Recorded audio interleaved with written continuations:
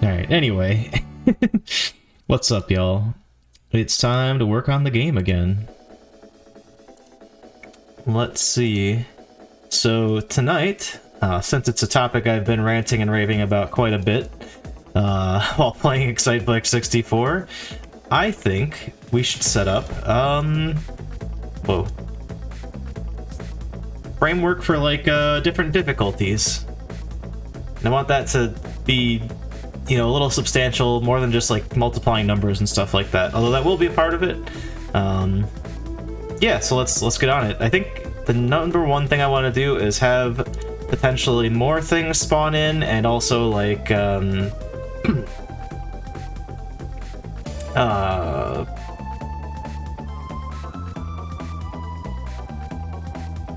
different enemies can spawn in, items will show up in different places on different difficulties. And then I want to utilize that framework so that we can actually just build a, like, native randomizer into the game as well. So one piece of that is the enemies. I think what I want to do is build another scene that can spawn their scene, more or less based on a configuration. And that might mean that the enemy ID needs to move to this spawner class rather than the enemy itself, because then that'll be what's in charge of, like, all of that stuff. The tricky thing with the navigation mesh is I'm gonna need to, like, instead of pulling this in as a parameter, I think I'm gonna need to, like, bind it in the scene, basically.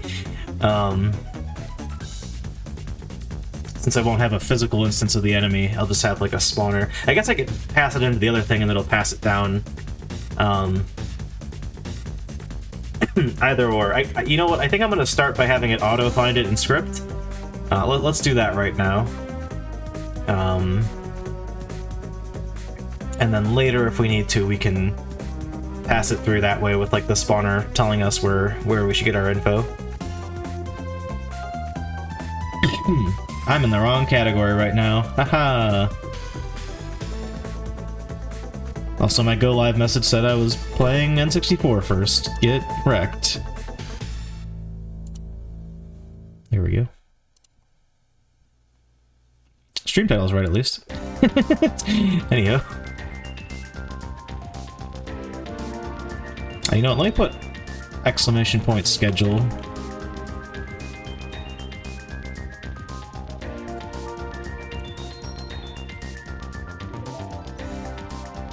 Just in case anybody ever feels like using a command. Although that's actually also bad info now. Where the heck? Oh, right, I installed a new version of... Oh, man. ReSharper's not installed. Okay. I'm like, why am I not able to... Although, to be fair, this command, I'm pretty sure, is just there in Visual Studio as well. Guess I gotta go find this. Oh, that's weird. Hold on a second. There's, like, a weird noise something behind me is making. Oh, I'm gonna go check that out. Sit tight, chat. Why does it move it over here? What is this nonsense? Be right back.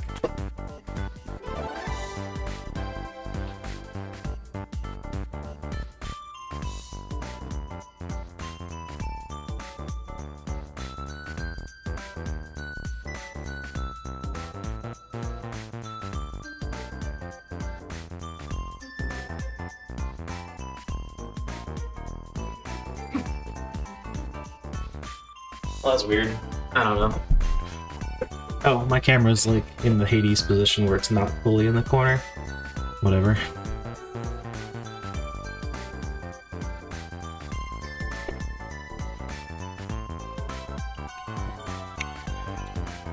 Ow. Right, so... I want the enemy script. Can't do that. Wait, open the file, man.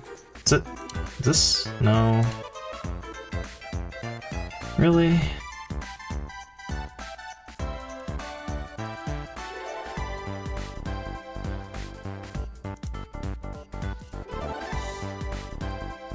Okay, so we have,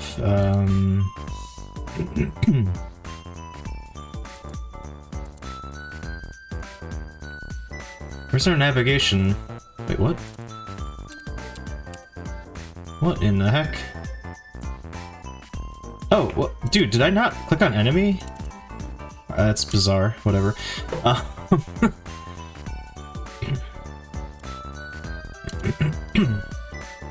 Oh, you know what, actually? Oh, this sucks. Yeah, you know what, actually, I don't want to go find end scene. We've written code to do that elsewhere, but it's really messy because you basically have to loop through every object in the scene. I would rather not do that again if I don't have to, so instead we'll pass this through, I guess. Oh, so what we need to do instead here... Actually, I think having the ready and everything might work just fine. We'll just need to be able to set this, so instead of protected, it'll need to be public, I guess. Because we're gonna like dynamically instantiate another one in the scene. From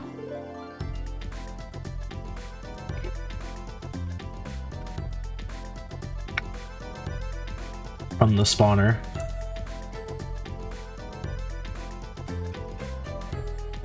Yeah, that seems about right. Okay, so all this should just run.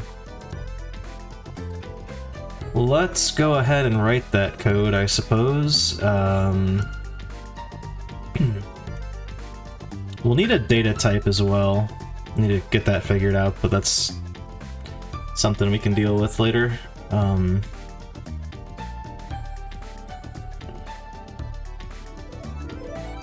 I don't know if we'll need a whole scene for this, but we might.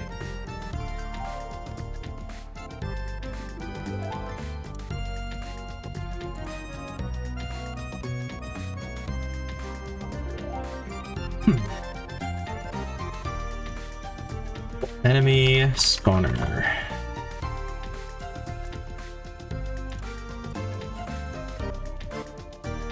And then we'll need a script for that.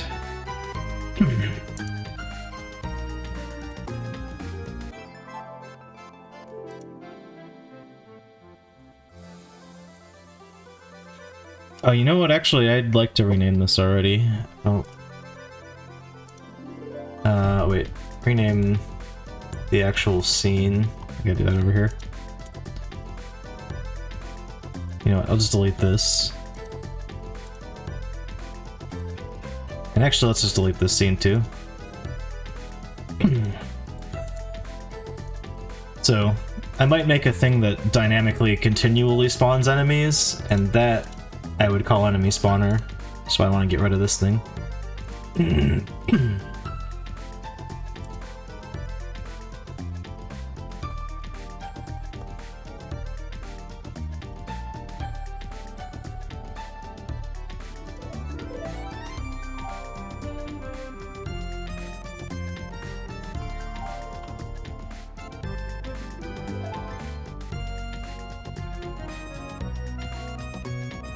Okay, we put that on here.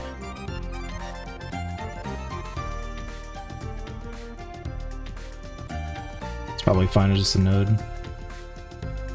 Man, keeps doing it.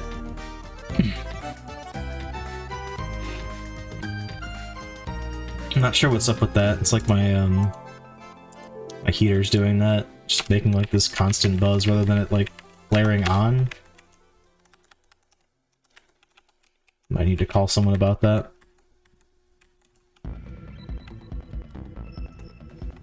So we basically will need to take care of pretty much everything in the ready and nothing else, I think. But we'll need some parameters here. And I'm actually not sure how I want to do this.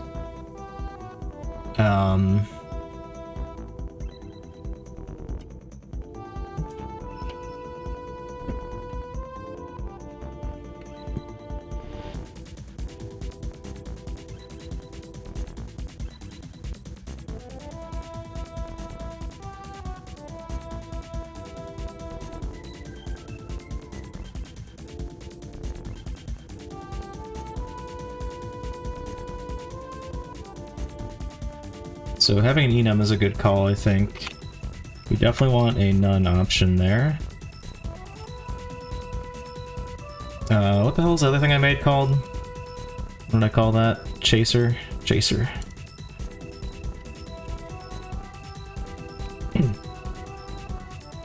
So that's all well and fine, but... Ooh, I almost want like a dictionary lookup, but that won't translate to like an export variable very well. Oh, it's just pasta moving around.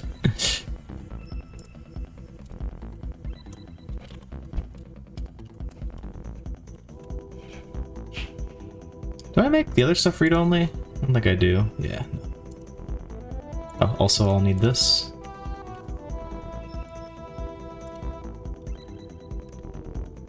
Although that can be private.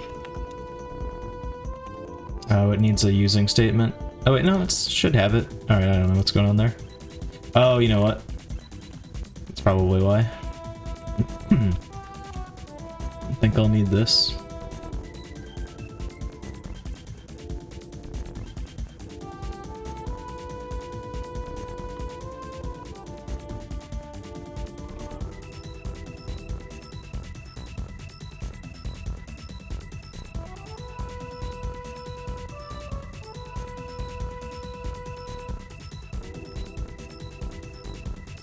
This will be a little jank, but the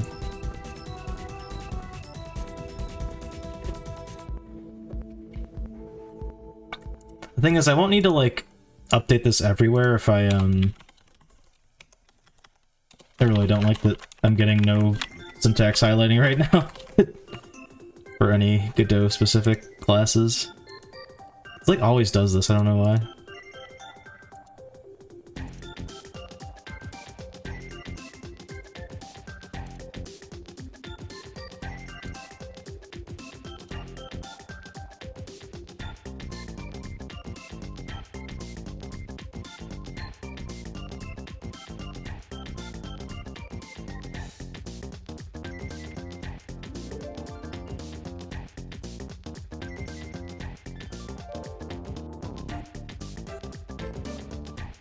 So, this is one way we can do it, just copy paste this a bunch of times.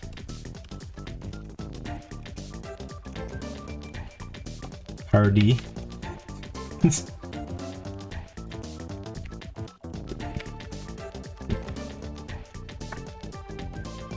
And that probably is going to be how we have to do at least the inputs. I could rearrange them from here otherwise, but I don't know.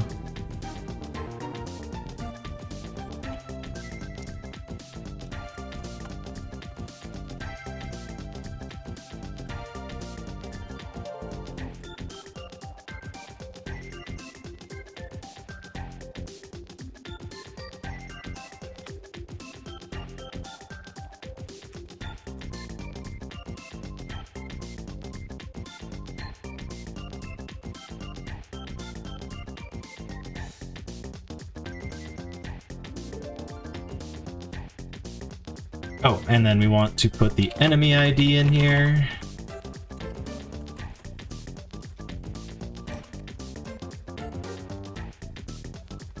And actually, I should probably just steal the... Oh, I didn't put a highlight text thing on it. Fair enough.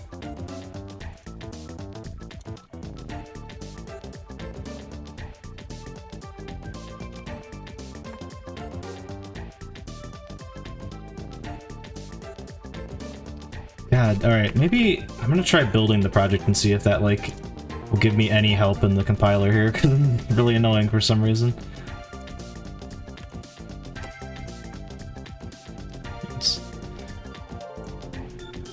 It's highly concerning. I don't know what's going on with that. And that's the interop stuff that I don't know why that's breaking, but it is. You gonna play nice now? No? Okay, well, I guess I'll just close this and reopen it. Oh good, I'm installing an update, great. Oh boy.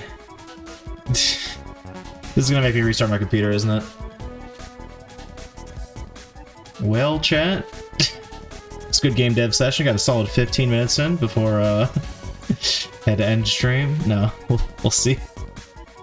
We'll see what's happening. Goody. I'm so glad that there's this update that I have to do right now.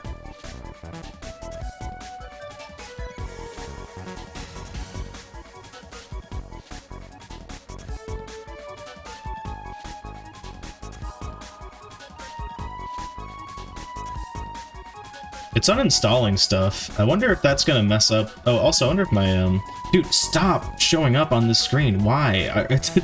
I drag it over here. It's like, hey, man, what if I just came up over here instead? Pretty sure that's not even my primary monitor.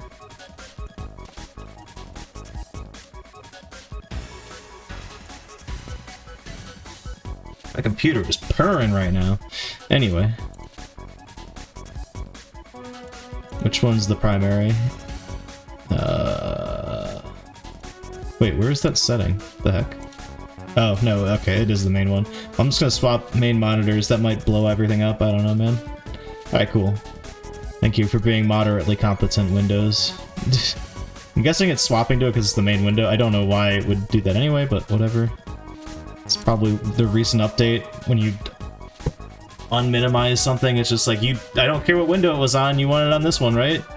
Or on which monitor.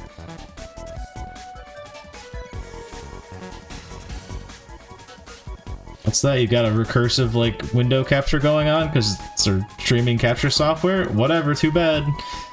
Alright, well, looks like we didn't drop any frames while I was downloading the update. Now it's just installing stuff. Or rather, uninstalling stuff still. I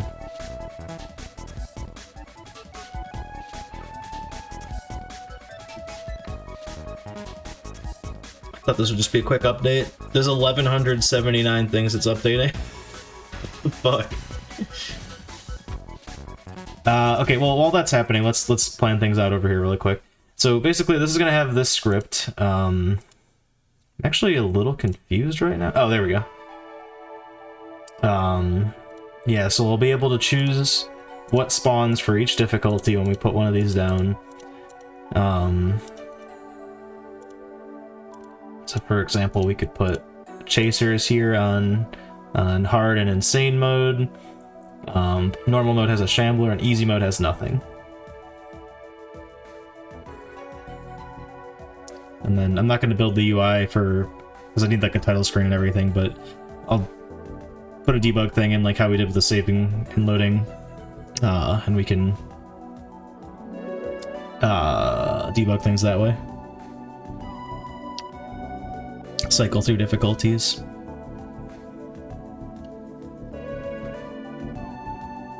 I need to get weapons implemented soonish, because the next thing I gotta test is to make sure that it doesn't like respawn enemies that are dead.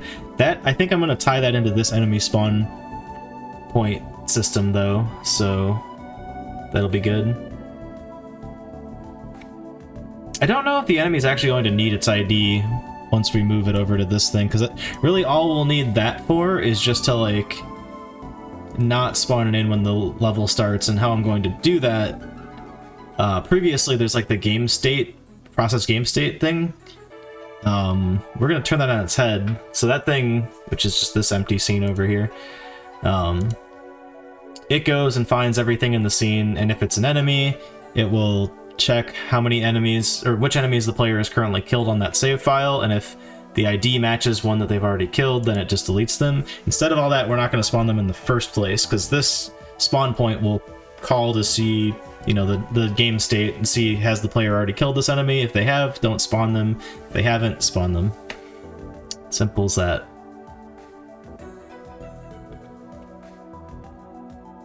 Any day now, Visual Studio. It's like, it got to 61% pretty quickly, and now it's just frozen there. It's lovely. It's supposed to be a huge package. I don't know if it's showing any personal info there. It's not. Okay, good.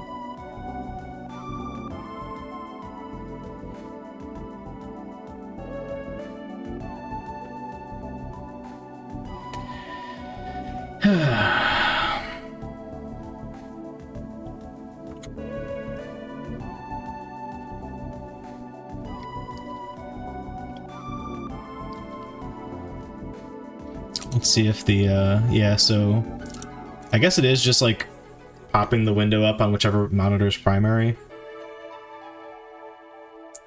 I need to turn the heat off or something. I don't know if you guys can even hear that. It might be loud enough that you guys can hear that buzzing. Probably only when I talk, but might be there. Genuinely have no idea what's going on with that. It's kind of distressing.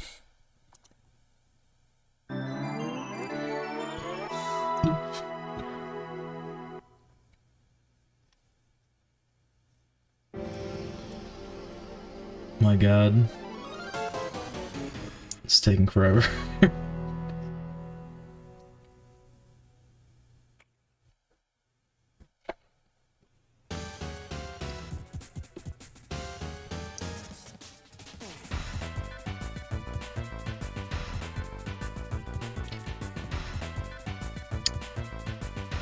Who'd have thought? Just tried to close and reopen Visual Studio and then this happens.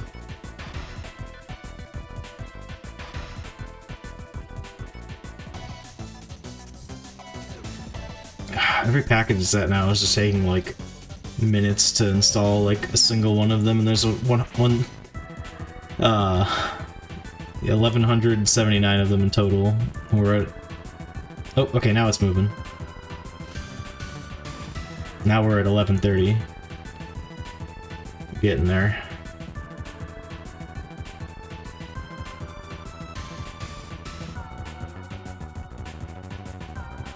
I don't know what this update adds, but it better put all this janky shit where it just doesn't pull in my libraries and symbols for them.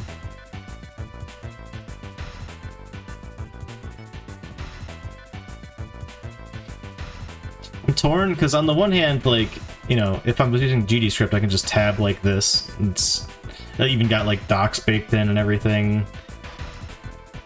But it's like 1/10 the performance of C#, so it's like, it's kind of a hard sell.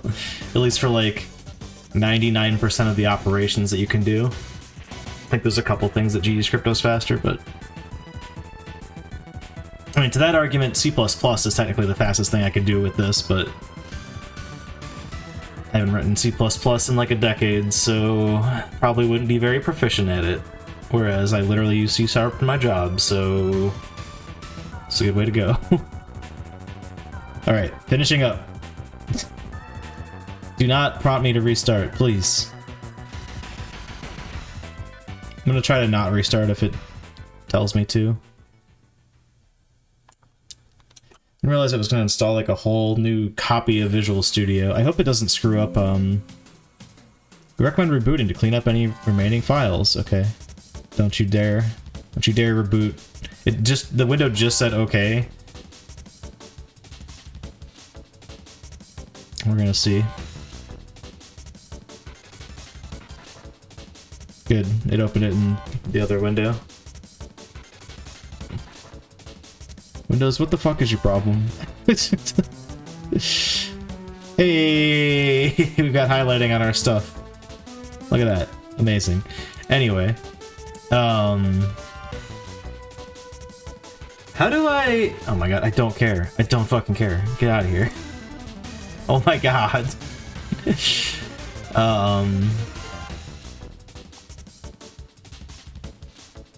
Is it item spawner, or how do I...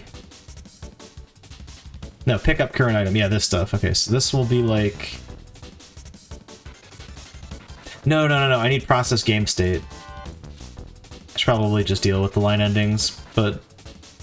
whatever. The problem is... it's my... get client versus... what I have Visual Studio configured to do, so it's just gonna be a never-ending issue every time I commit code, which is... I mean, yeah, I can fix it, but... really, that is the fix, I guess is what I'm trying to say.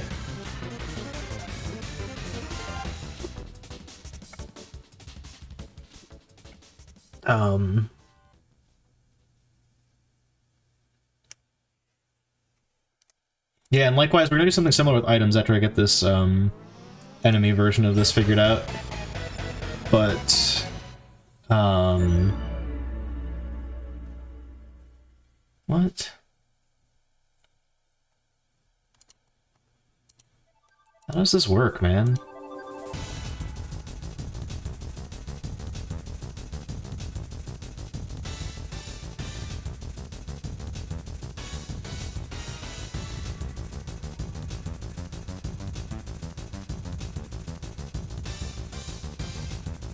Oh, load, okay, this thing.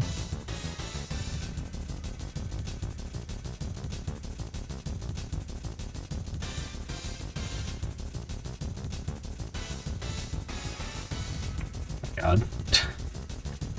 Create item. gd.load. Okay, so we do have to do, we don't just like new up an item, we have to gd.load.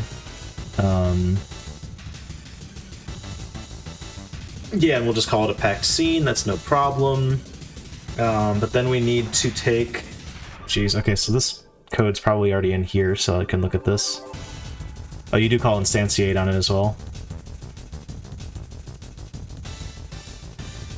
Okay, so at the top level, as long as the enemy's at the top level of the enemy prefab that I'm spawning in, which I think that they're both set up that way right now, we should be fine. Top level has the enemy class, yes, perfect. So we can pass the enemy ID and the navigation down to that using a similar pattern here.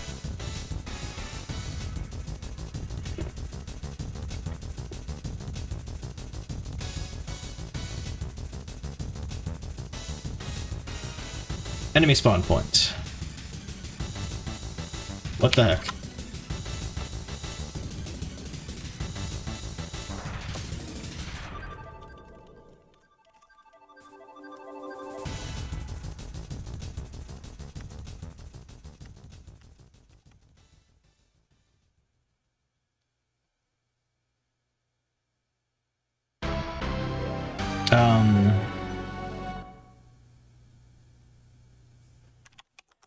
Hold on a second.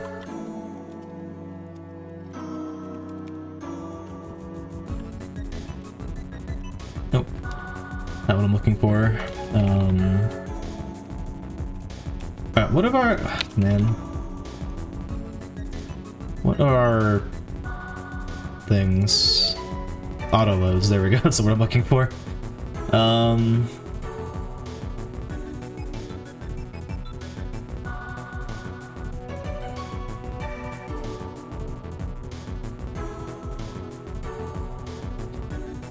don't know if this belongs on item generator, but maybe it does.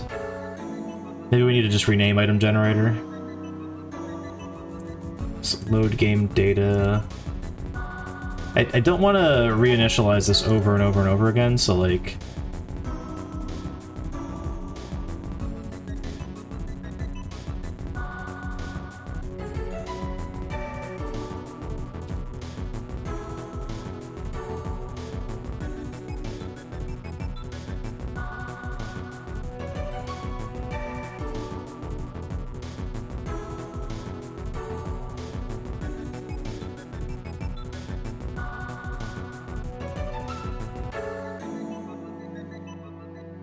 So we need a dictionary that looks as a lookup from name constants dot enemy spawn type to strings.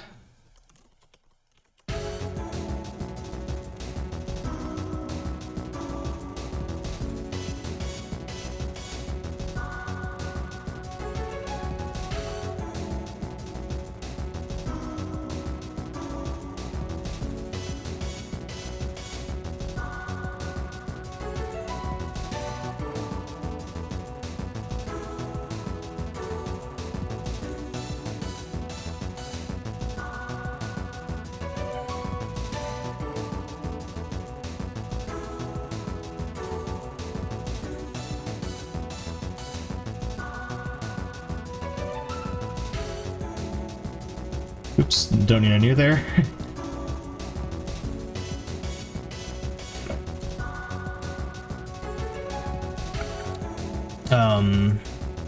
These might already be in our constants.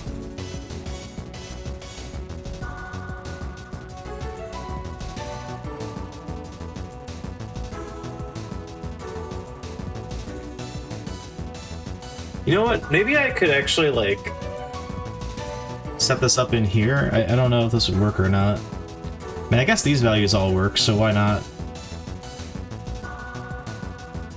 Oh, there's no real... Yeah, but these are all constants, that's the thing.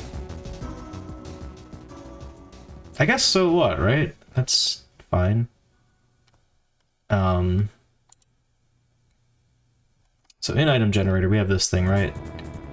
And this is item type.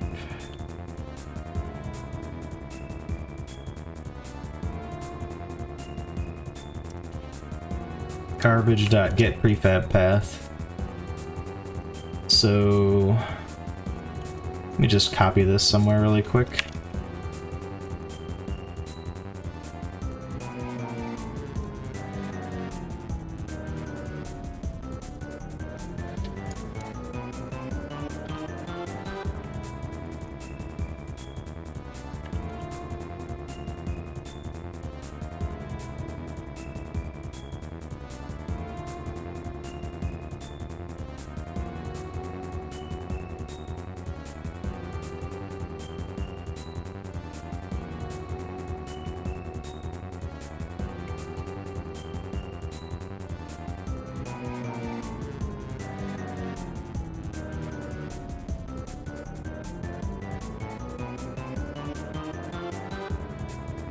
I don't know what we're doing here. Player interact,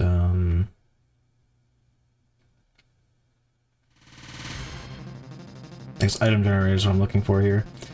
Yeah, you know what, instead of putting this here, let's put it, we can make this a static variable, I think. And just kind of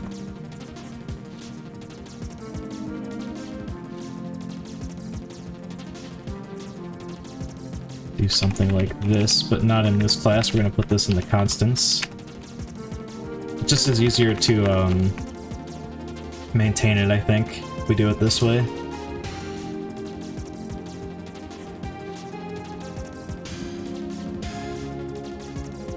I don't know if that's okay. It's probably fine.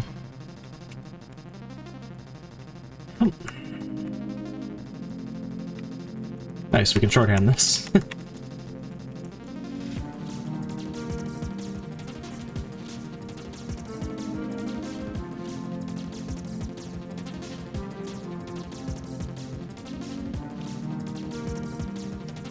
This is gonna be res : / prefabs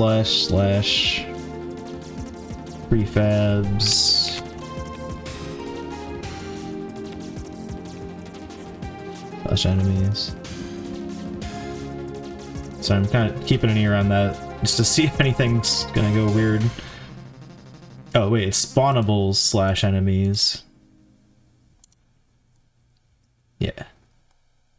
Prefabs, spawnables, enemies.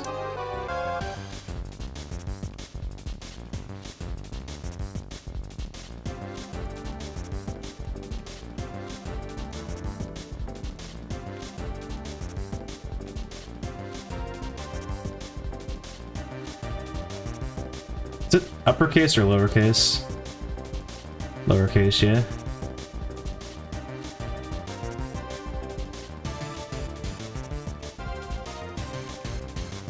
I could just dynamically put in like these things, but I have to lowercase it as well. Nah. Just nah. What's this yelling at me about? Eh, whatever. Okay, so this should be fine. And then we're going to reference that over here.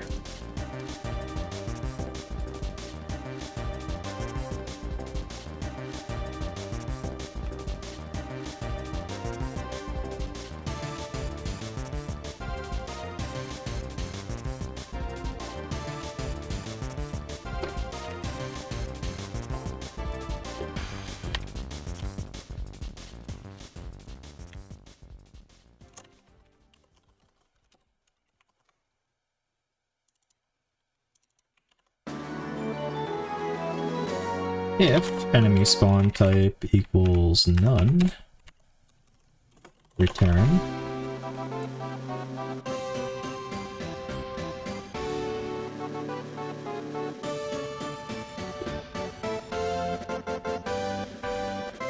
How about this? How about we do...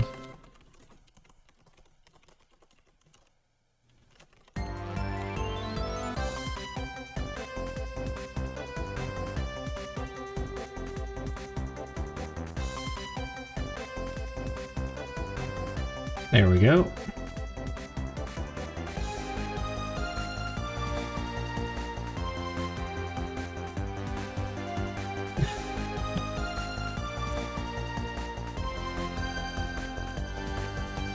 Now, what else does our item generator do? Null checks. That's probably not the worst idea in the world. And then null checking that. Okay, yeah, that's fine. We can do that.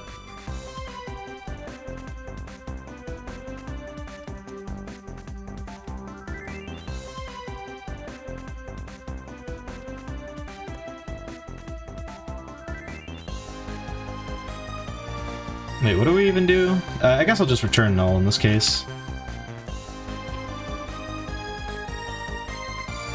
Or just return, I mean.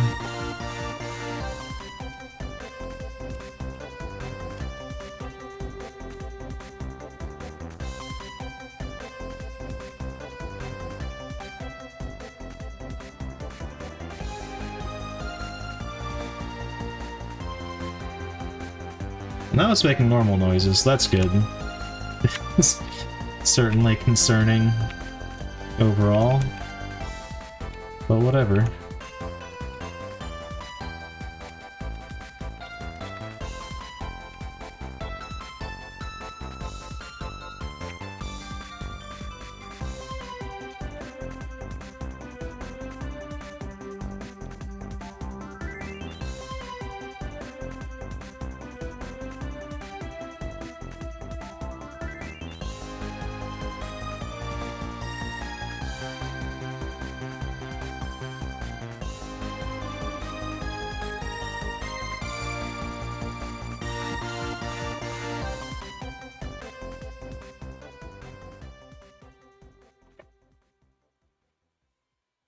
Hell, we could even technically get rid of this line at that point, but then we get errors printed out every time we had something set to none, so that'd be not good. Okay.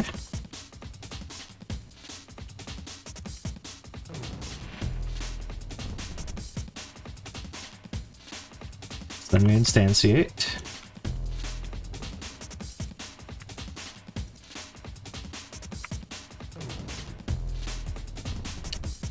Do I null check again after that, or do I do like a... Oh yeah, I just do an as right there.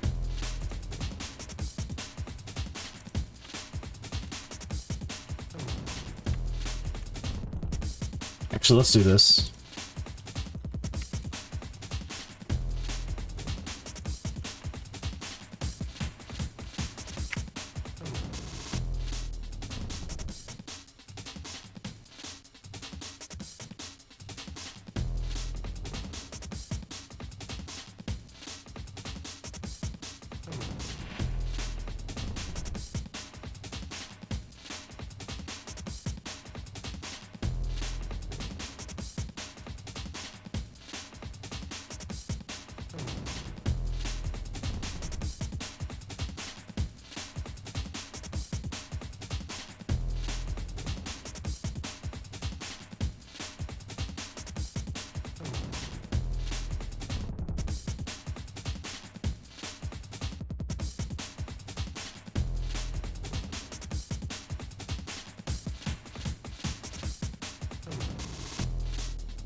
Do this as well.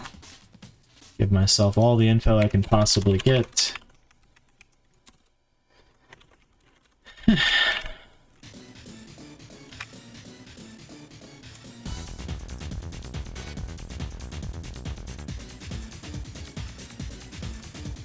Don't know if we even still need this. I'll need to check that.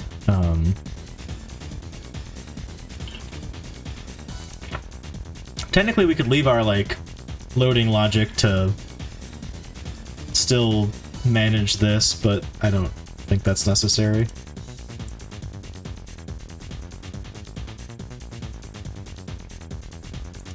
think better than that up here, we should just, like, check, well, did we already kill that enemy? Yes. Okay, don't spawn the enemy.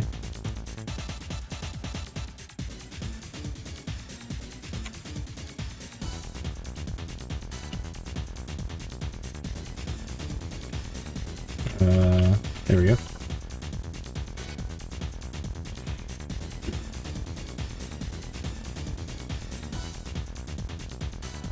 And then we gotta add it to the scene as well.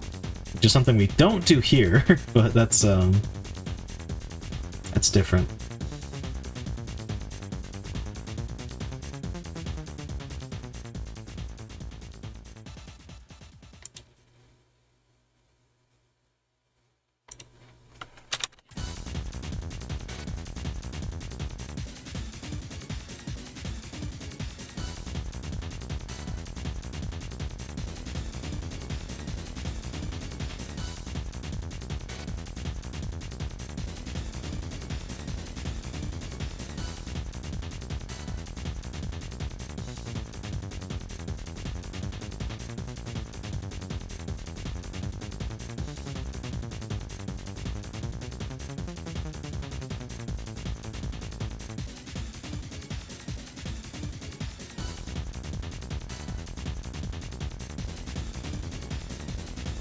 Oh, shoot. Hold on.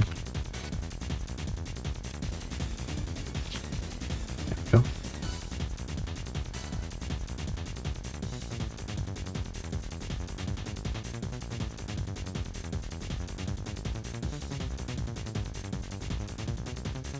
I'm gonna check if we need that or not, but,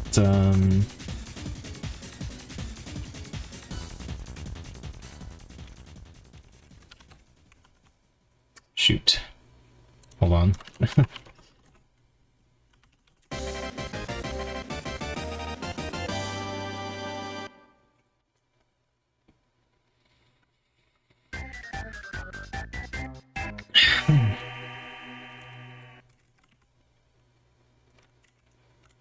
How do I get the root?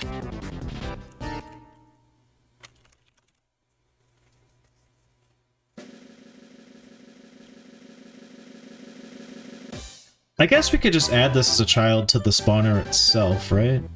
Yeah, that would be fine.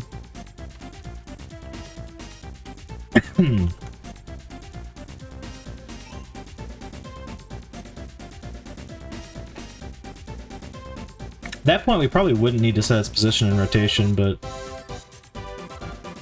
just in case we do, I'm gonna do it this way. Are we at the end of this? Yeah, we sure are. Well, let's keep being predictable.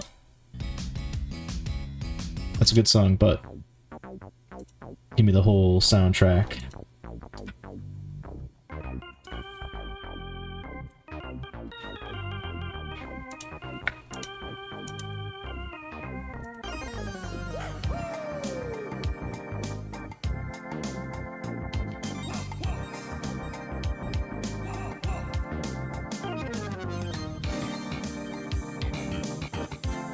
Actually, we did this already.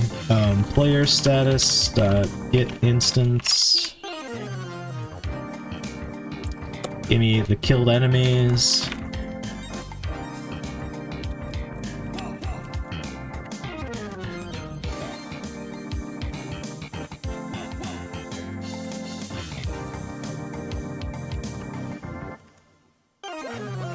Alright,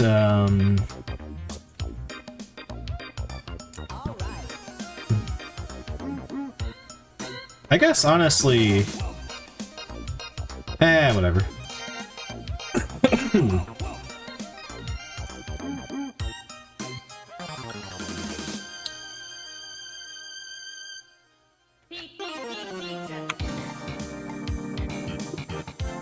The enemy and item randomizers are going to need to handle basically completely separately, I think, because... Here we are... No, actually, this might be kind of similar. I don't think we can share code. Maybe I could.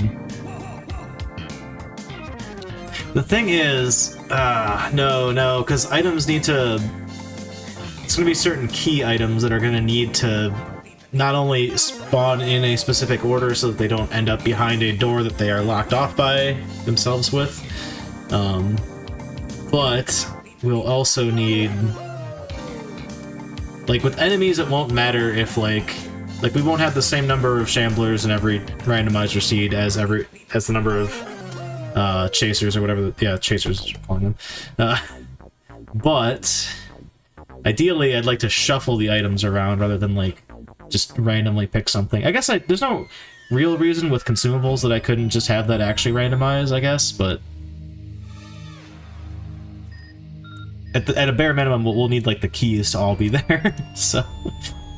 that's gonna be a whole separate set of logic, I think, just inherently. But I think the enemy randomizer will be the easy part. I think we've basically got the logic here. I just need to override these things, and save that somewhere. Like, I'm gonna have to I'll need to make a giant lookup for the randomizer that we generate once, so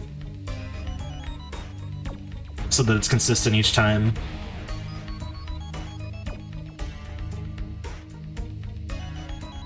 And that's fine. Whatever.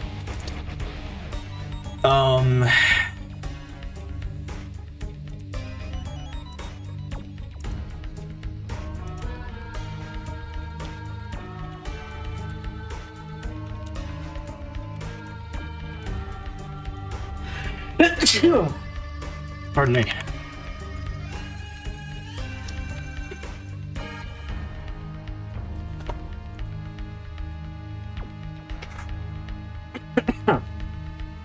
God.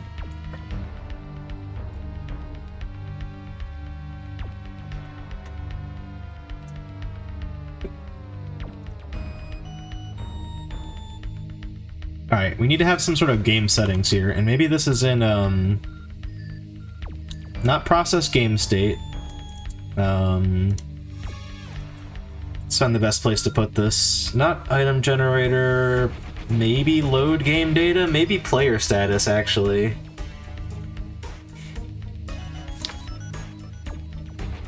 Yeah, let's put that on the player status. Wait, what was that top one? Data saver, yeah. These are for like saving and loading files. Although load game data does manage with like the state of the game. But player status is static, so I think that's also a fine place to put it.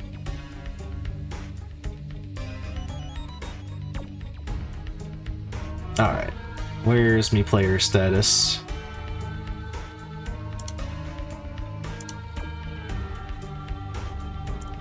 Oh, we need a constant for that too.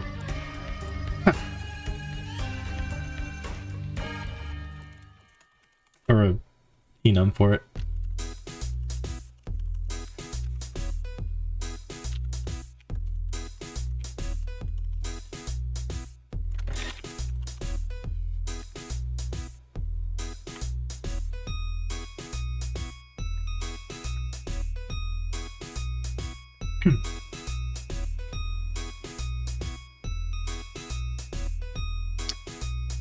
So I want to keep difficulty and randomizer separate. I thought for a second of putting a randomizer in this enum, but I want you to still be able to select the difficulty, and then maybe I'll have a checkbox for this, maybe I'll just decide one way or the other, but for spawns that are set in your current difficulty to not have anything there, I kind of want to have a checkbox to override that so that you could potentially get an enemy there.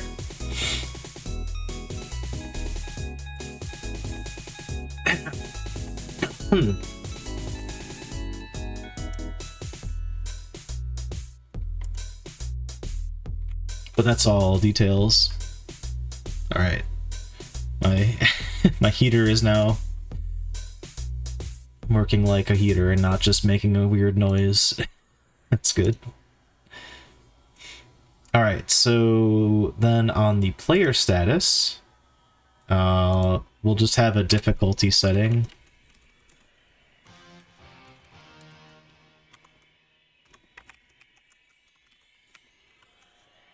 And we'll have to retrieve that. It does feel weird having that just public so anything can set it, but realistically a separate script is going to set that, so I don't know what to tell you. Huh. Sorry, jeez. I'm just all kinds of gross right now.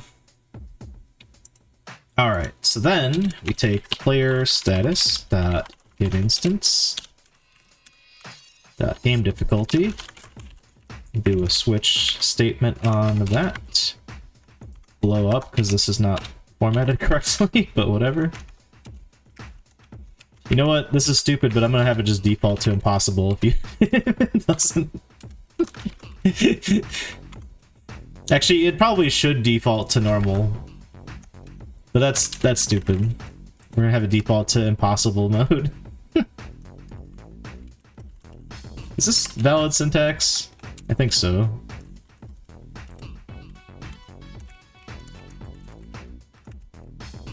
Oh, it needs a break.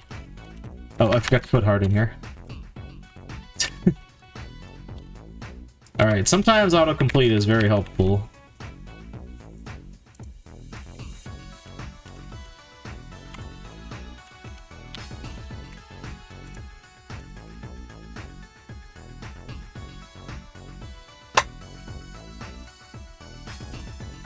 You know, the thing I just said about the randomizer and, like, not spawning 0 enemies on...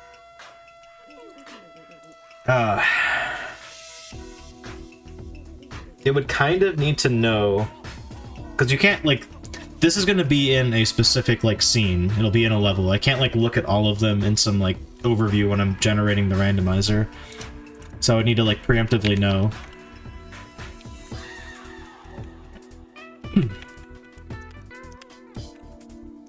But, alternatively,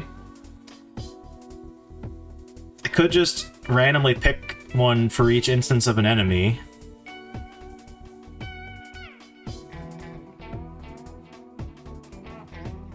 I don't know.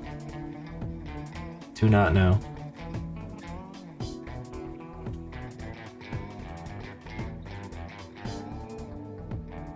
God damn. Well, we'll worry about that next. Let's get the basic difficulty stuff going. Ooh.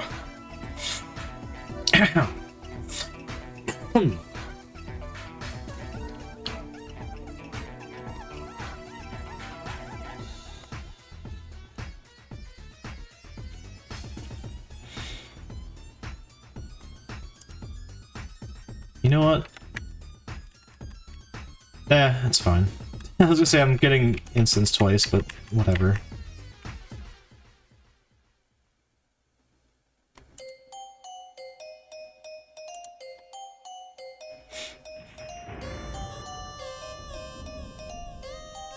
Yeah, this is okay.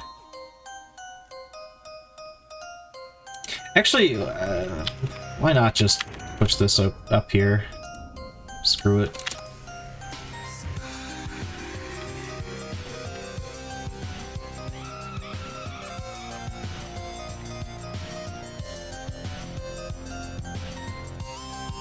Okay, let's see if this works.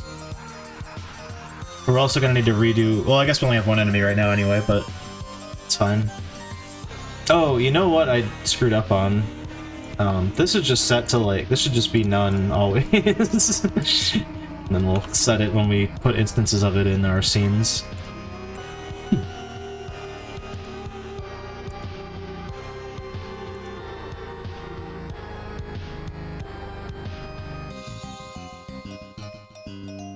Alright, so Shambler. Oh man, so if we want specific instances of them that have different values for these things, we'll need to, that'll be a challenge. I don't know what to do about that.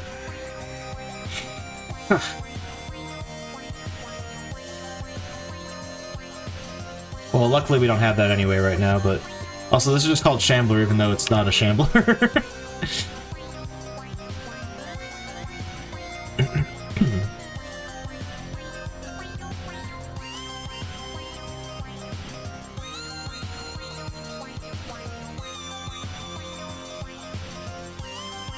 I also need to account for the fact that enemies may be of different height, I guess.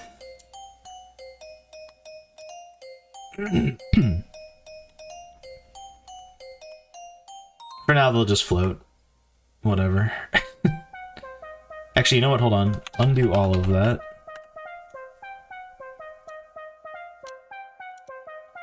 Where's your, transform? Give me that. Copy the value. Paste the value. That doesn't seem right. Oh, the bottom is there. Yeah, okay, never mind. That is right. Oh, actually, that problem solves. It doesn't matter if they're different heights, because they'll just spawn in from the ground. Great. Cool. Less stuff I need to worry about coding-wise. Shambler, get out of here. Now then, on easy difficulty, nothing will spawn there. On normal difficulty, a Shambler will spawn there. And then higher difficulties, Chasers will spawn there. Oh, and enemy ID 1. Not that that matters right now, but it will eventually, I promise. I think all that logic is actually wired up, so it should, in theory, work. Where's my Chaser prefab? Let's open it, whatever. Okay, it's called Chaser. It doesn't really matter, I'm just curious. I need to code in a debug thing now. No, what? Holy shit, why did that happen? What the fuck was that? Hey, what if I just deleted all your code? Lamau?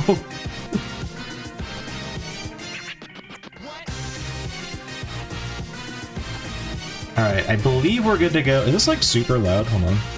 No, it's not. Okay, good.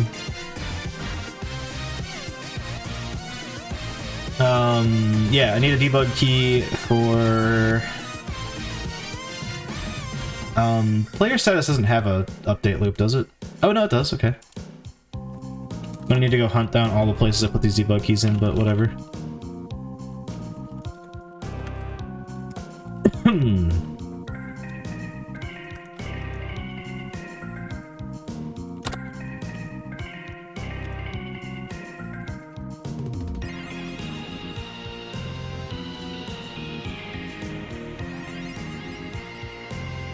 Oh, it's there, but it's commented out. Nice. Oh my god. I'm gonna lose my mind.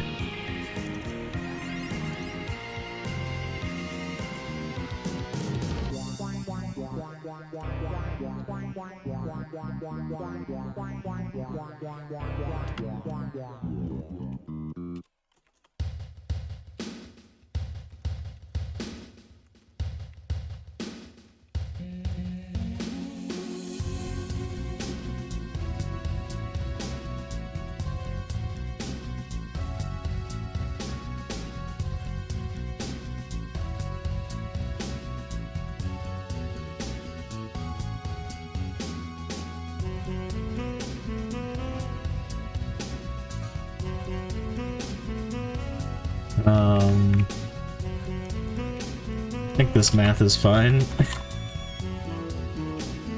What is it mad about? That's why I made you an int. What the heck?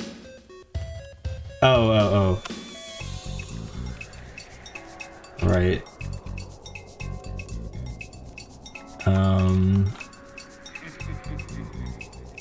Too many, hold on. I'm still mad about that.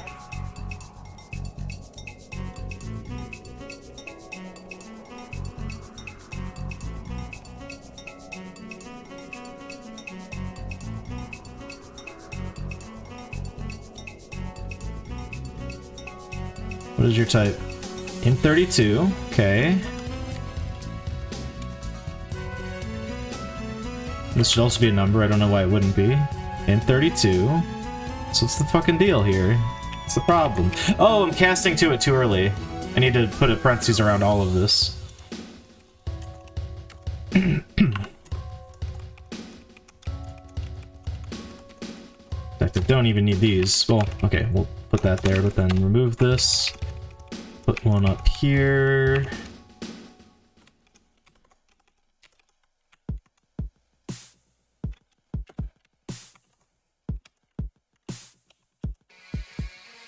What did I just do? Oh, I deleted the semicolon. Alright, there we go.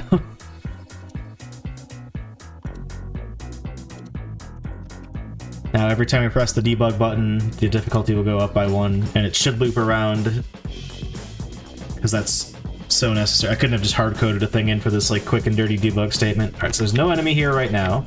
I'm gonna up the difficulty by 1. Go back to that room. There should be a shambler now. There isn't. What happened? 844 errors. Native interrupt, native interrupt, native interrupt. Good. Any,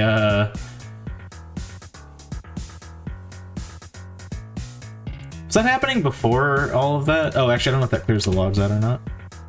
It does, okay. It's going fucking nuts. What?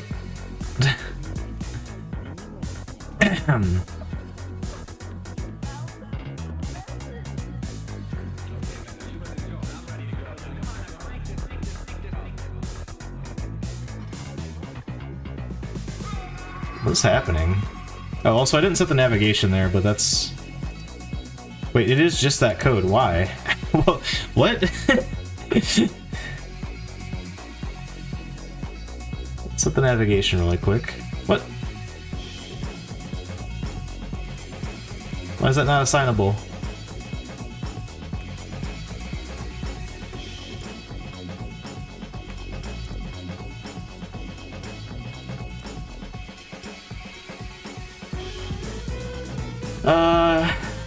What?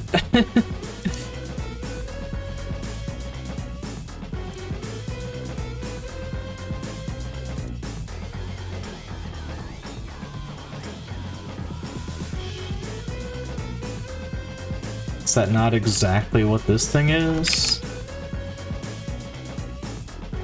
Okay. The heck?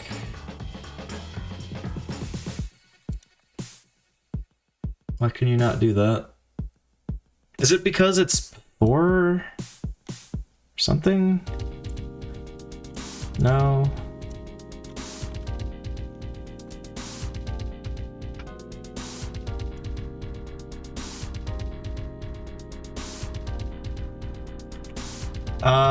That's concerning.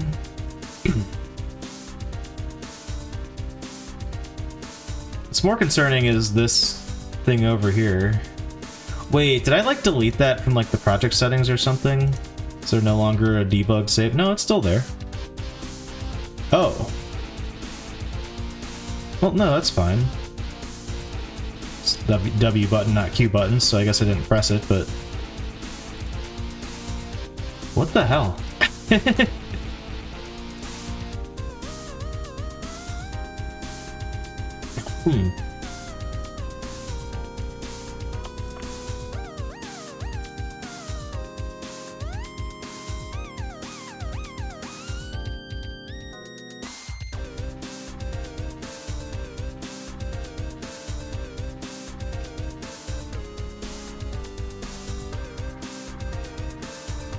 Yeah, so that's spamming these interop errors for some reason. I don't understand why that's happening. I also don't understand why it won't let me assign this. This is really fucking weird.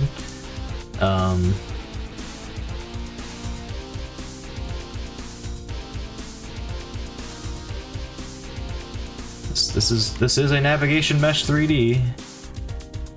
Navigation region 3D.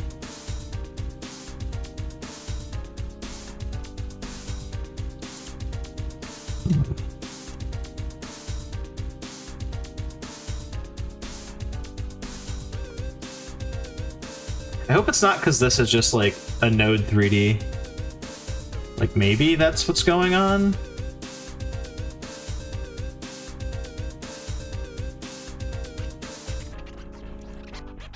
Let me test that. What are you, an actor? Character body 3D? Yeah.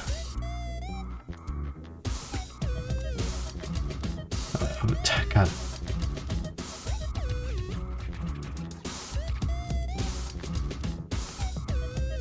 Don't give a shit about any of that.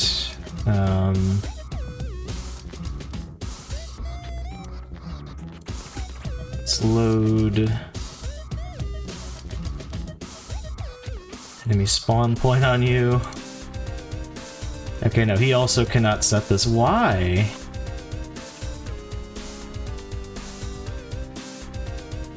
What the fuck?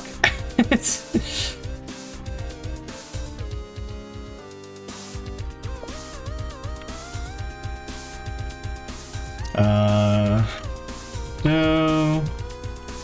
Cannot assign navigation region 3D.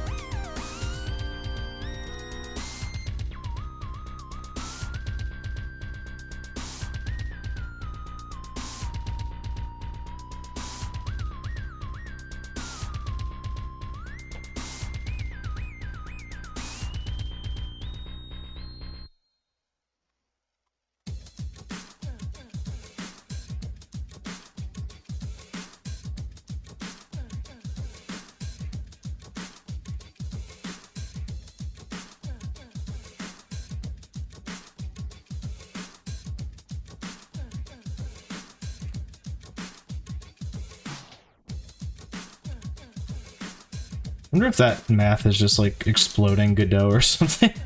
That's not what's going on with the other thing there, but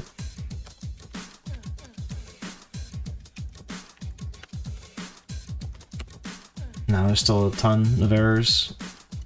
It just like it can't deal with this for some reason. Don't know why. Well, here, I don't know what this script's fucking problem is, but this one worked without bitching at me every 2 seconds, so I guess we'll try this.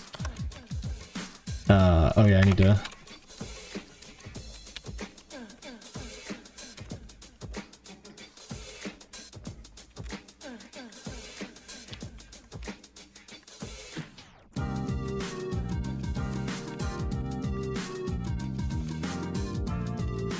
God.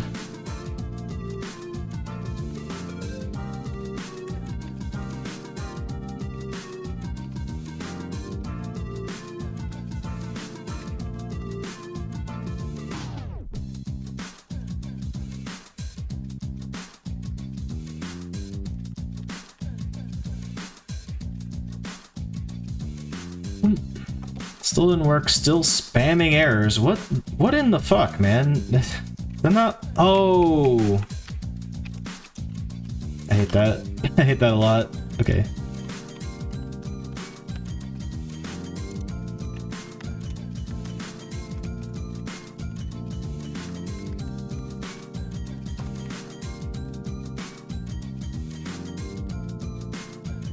This is gonna break if I don't,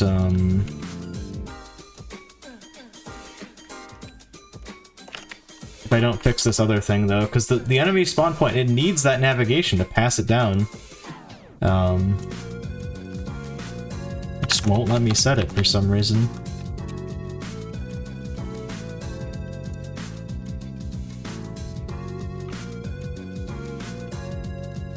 This is bad about this if I do this, right? Yeah, it doesn't like that at all. But why? Like, I could change this to a character actor 3D or whatever, but that feels wrong. Like, it shouldn't be that, because it doesn't need a shape and everything else that comes with that.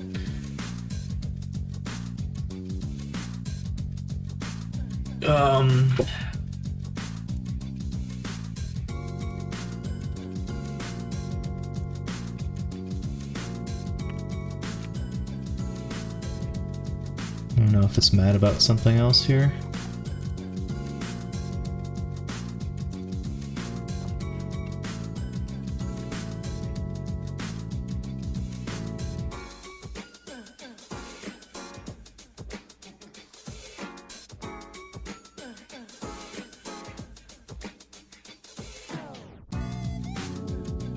See if moving it will randomly fix things. I don't think it will. Failed to build project, what?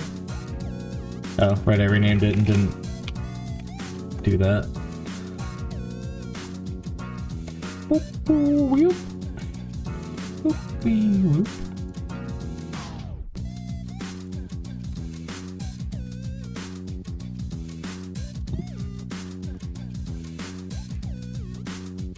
Why?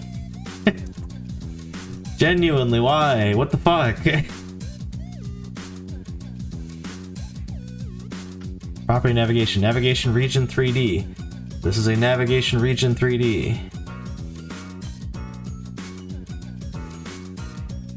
Oh. Wait a second.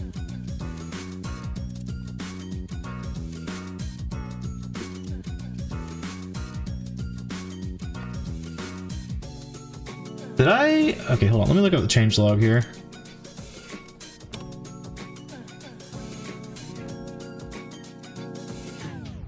Enemy script. It was a navigation agent 3D. What the hell was that set to then?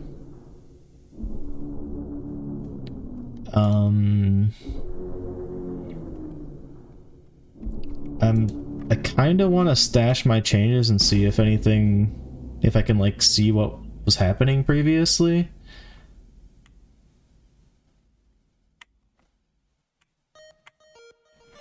Maybe that is just how it works or something. Like, all right, let's make a test. Actually, you know what? Hold on. Hold that thought, chat. I'll be right back. Enjoy the crazy song. I'm gonna take a quick break. And then we're gonna build a script that inherits from character actor and see if like that suddenly allows me to access navigation region. I think that might be what it is.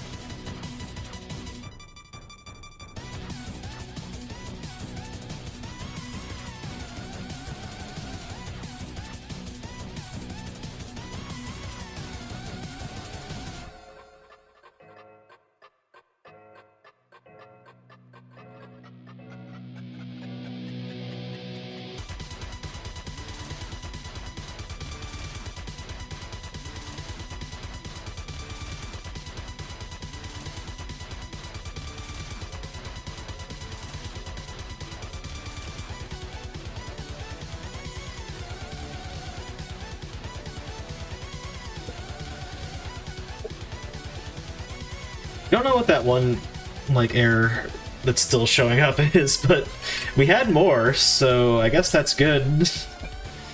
It doesn't seem to be affecting any functionality.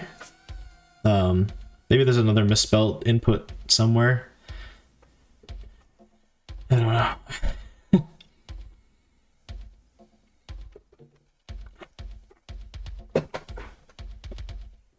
But all the other buttons seem to work, so I don't know about all that. Okay, for the test, we need, I'm just gonna put this in the base scripts folder. No, not a scene. Script. Test. Nav mesh.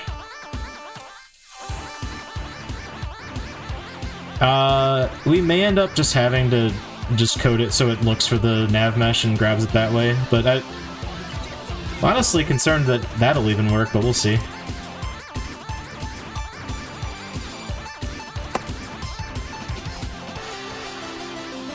So enemy had to inherit from character body 3D. Cool. Yeah, whatever.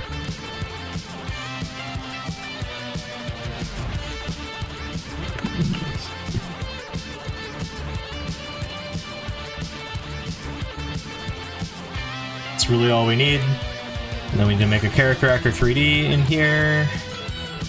Character body 3D, whatever. Add our script in here. It's not compiled, Lamau.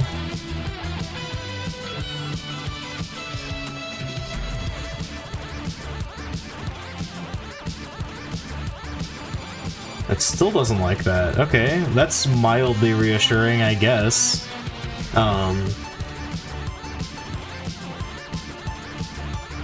Okay, well, let's copy and paste exactly what we had from...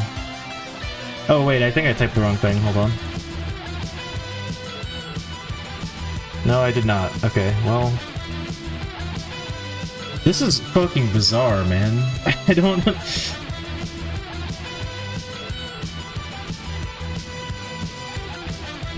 Alright, I'm copying the deleted text out of the diff. It's just that. It's literally just that. What the fuck?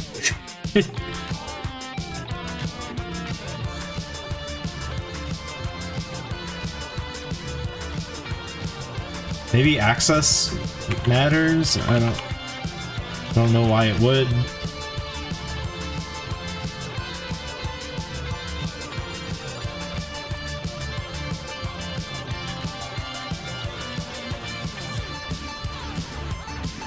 What does this button do?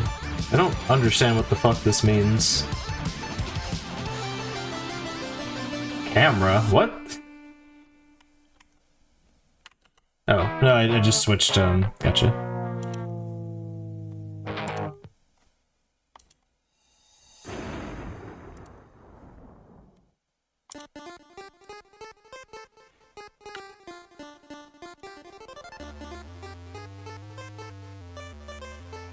It just... I don't know, man.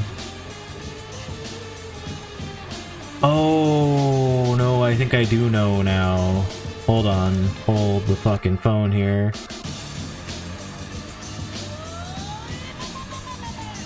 They have a navigation agent on them. Okay. I think this is why... Oh my god. It doesn't... It never needed the thing. Ah. It's on themselves. Okay, so put that back, and then just don't fuck with any of that. Don't need you.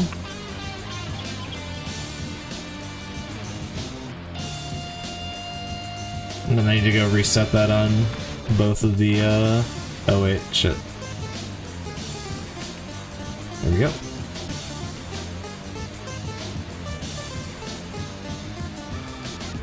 Cool.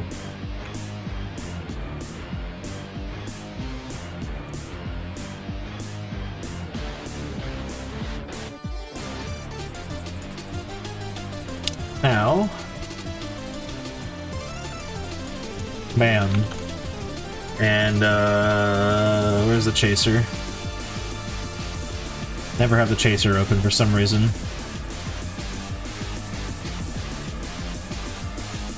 I can't believe I didn't notice that for that long. Whatever. This thing is fine. Test script, wherever that is. That can go away now.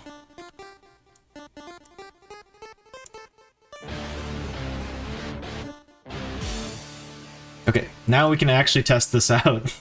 Well, that took a while. Okay, so I've changed the difficulty. Should now be on normal mode, so there should be a shambler in here when I come back. Why the hell are you over there? Get out of there.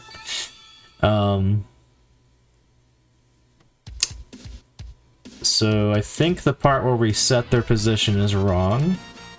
And because we're setting it as a child, we're good. Okay, hold on. This is the part where it just plays all of the, like, victory music. Here we go. I dropped frames, what the heck?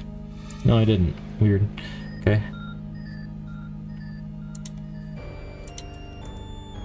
The vibes are weird tonight with this dev stream.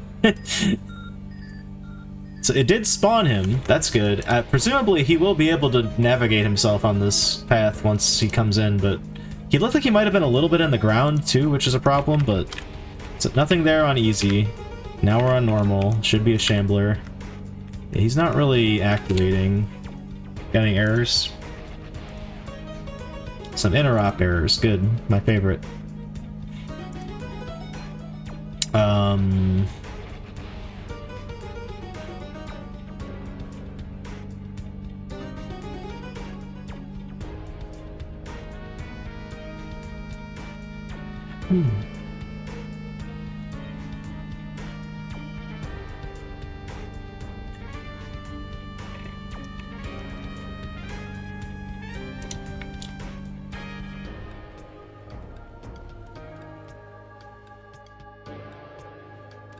What's in the Shamblers ready? Ugh.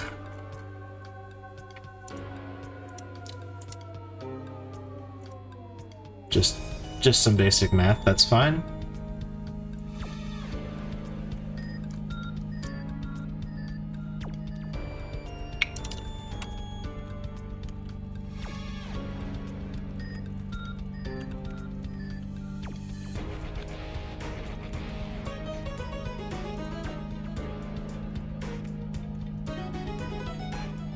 Let me just see if it has to be calling this, but just in case, we'll check it out. So no output yet. That's fine, that's good, we want that. Update the difficulty to normal.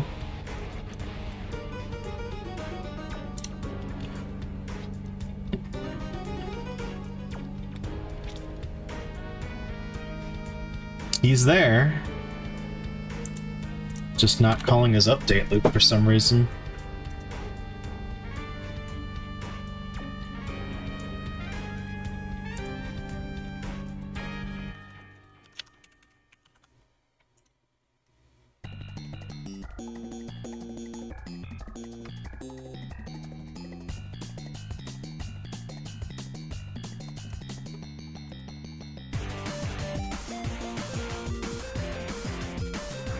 Oh, maybe his chase distance is like weird or something.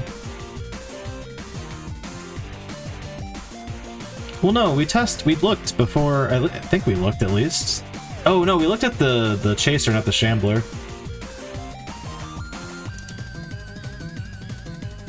I don't know if I had any of these overridden when there was a shambler in the room.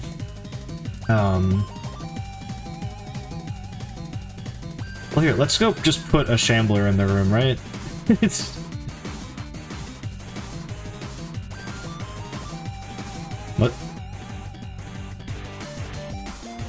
Oh, wait, shit. Undo what I just did. Oh, no.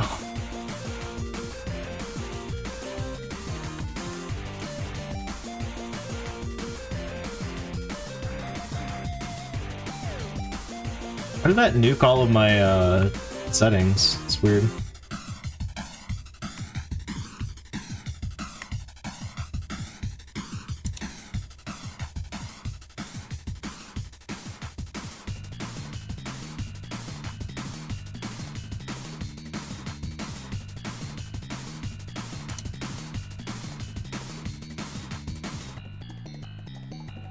Okay, default settings, just see if he works.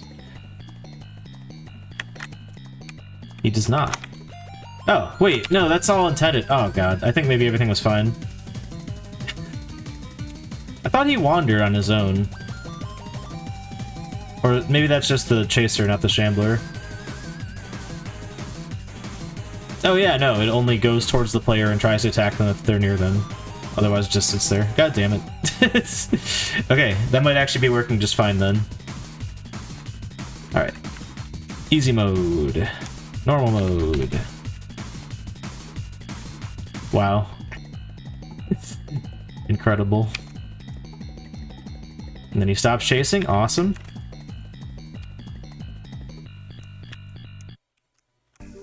Alright, update the difficulty again. Now we're on hard. This guy's wandering. And if I run, he's chasing us. Yes, that's the chaser. Would be easier to tell if I had different models for stuff, but hey.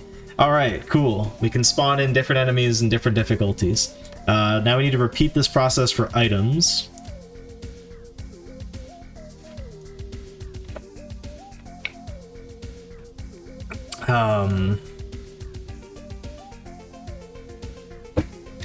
I guess one giant enum of every item type is fine. There's not going to be that many items in the game that it would be unreasonable to have in a drop-down like this. So we'll just do something similar.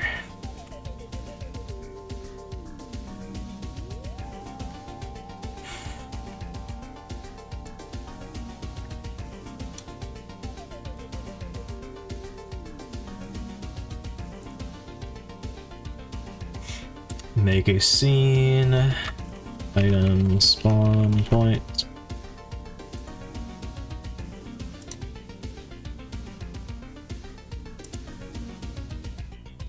Make a script.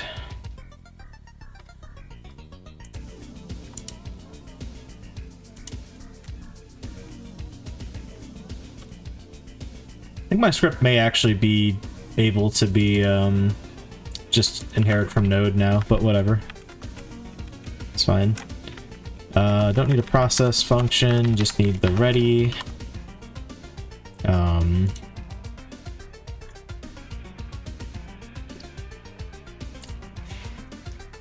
Honestly, a lot of the same logic here, but I guess instead we're loading an item.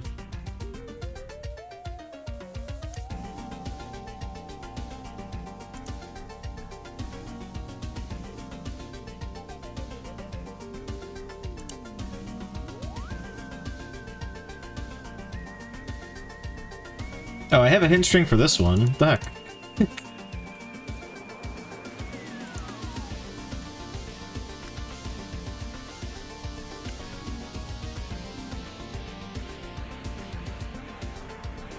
Don't know if I'll need that to be public or not.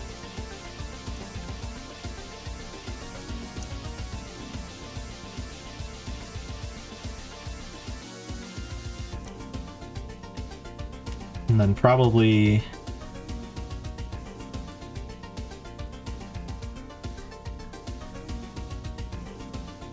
yeah,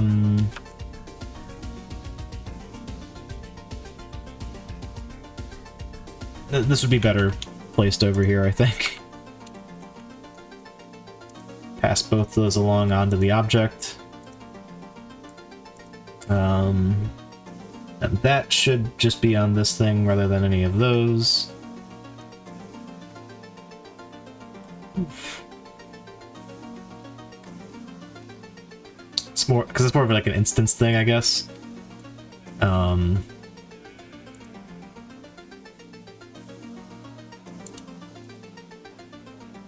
Well, that's kind of obnoxious because the prefab path is stored on these items, but like... not where I need them.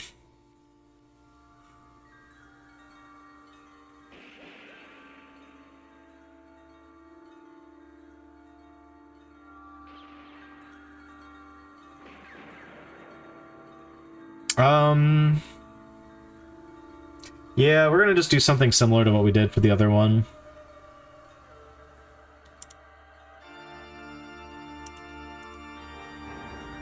Wait a second, what is this? How is this one static? Oh, I see. Alright, we're gonna get rid of that. We're gonna just... we're moving all this stuff over to the,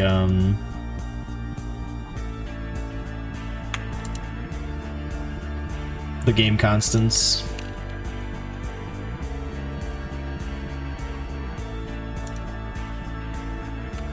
You know, before I do any of that, though, let me commit what I've got right now before I screw up this stuff.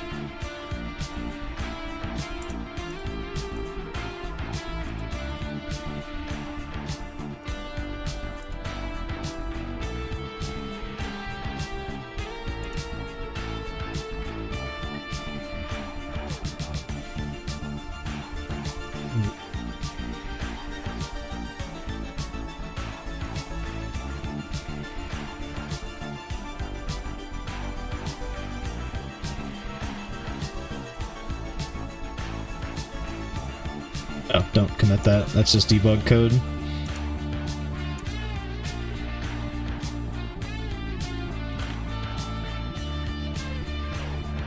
Oh, how do I, I guess I just do it this way. Oh, hold on. Just get rid of this for now. I don't want to commit this. There we go.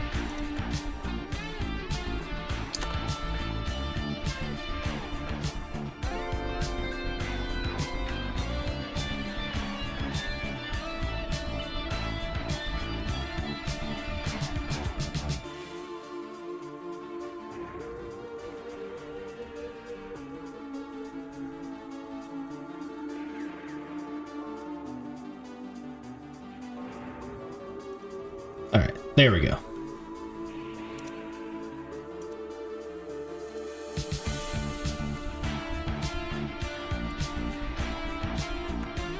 I will want this code though, overall.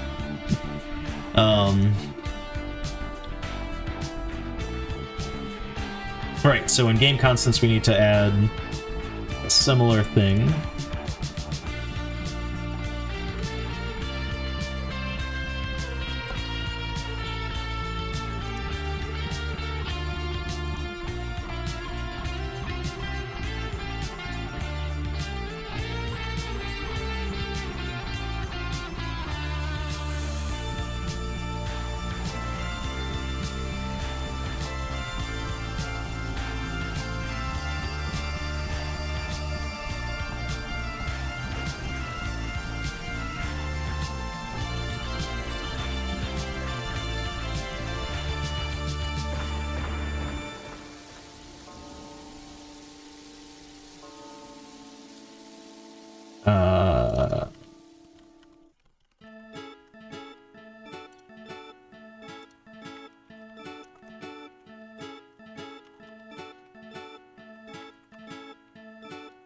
We have more items than that right now, right? Oh yeah, I guess garbage is one. Actually, you know what? Let's make garbage number one. How about that?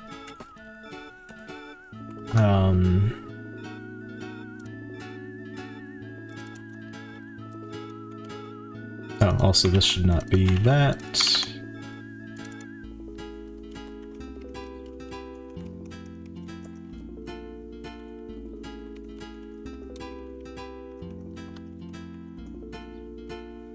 What other items do we have? I'm gonna check the spawnables folder. Nothing. Okay. Only garbage and green juice.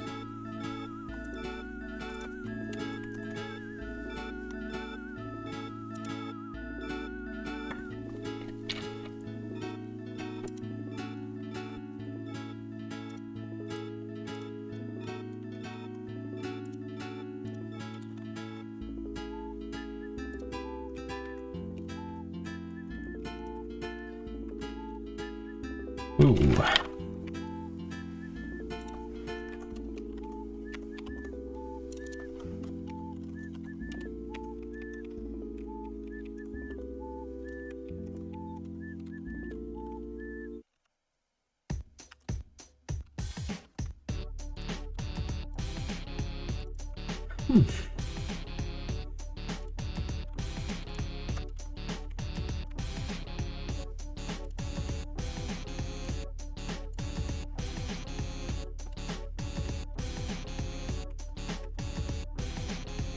I mean, honestly, a lot of this code is just basically a,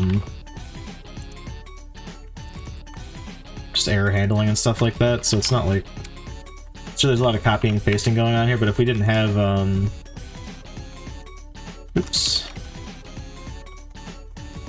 If we didn't have any of that, it would not be that much duplication.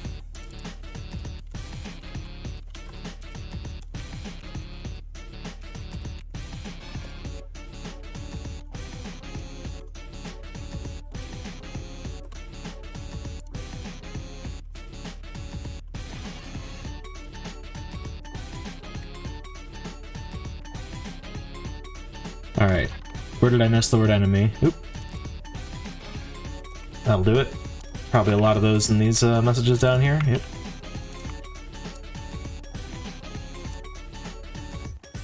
There we go. Bulletproof.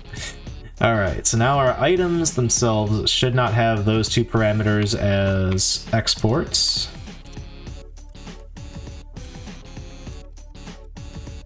They should just be public, because we're going to set them from that script.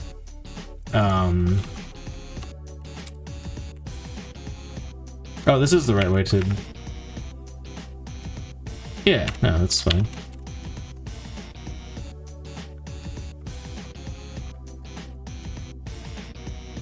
Maybe not the right way, but it works. I'll say that much. Okay, so we got... Hint string is still there for this.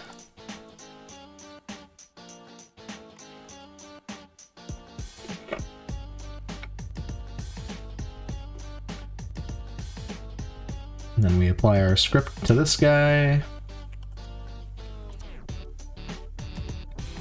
Doesn't have the parameters yet, so I need to go do that. But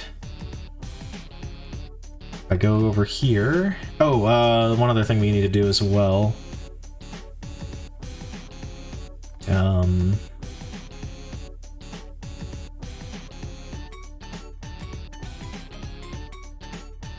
The get prefab path, I don't want to have that static string in two places. That'll just pull it from the game constants. But before all of that, where's my scenes at? Oh, right, they're up here actually. There we go. Green juice. Oh no!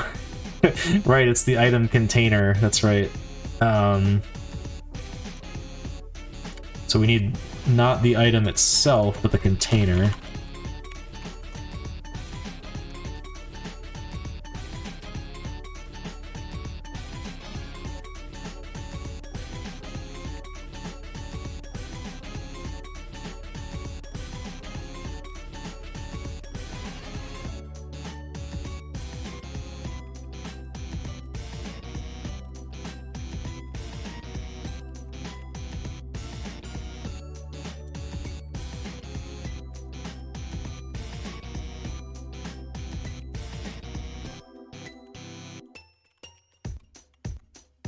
Right, we need that for the collision stuff.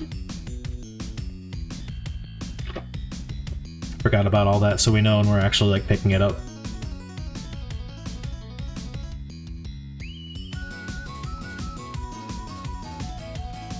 Okay, so we take this. And now we don't need to do this jank stuff where we have to edit children every time we have an item, because it'll just be at the root node of this, which is cool. Nice, I actually like that a lot. It's good. So, assuming this all works correctly,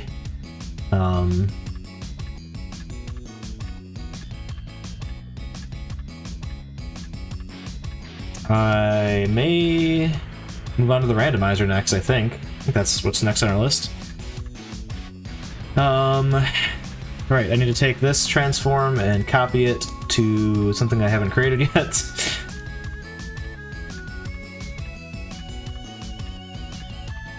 So toss our new scene in here. Item spawn point.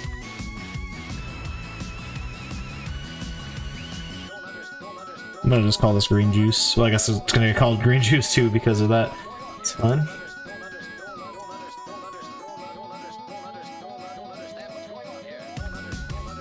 Cool. I'm gonna have to build so that it gets the variables in there.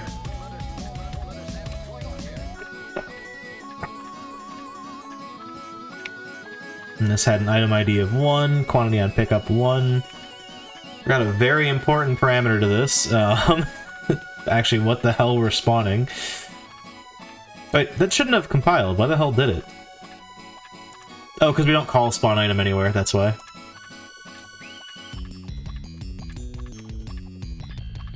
No.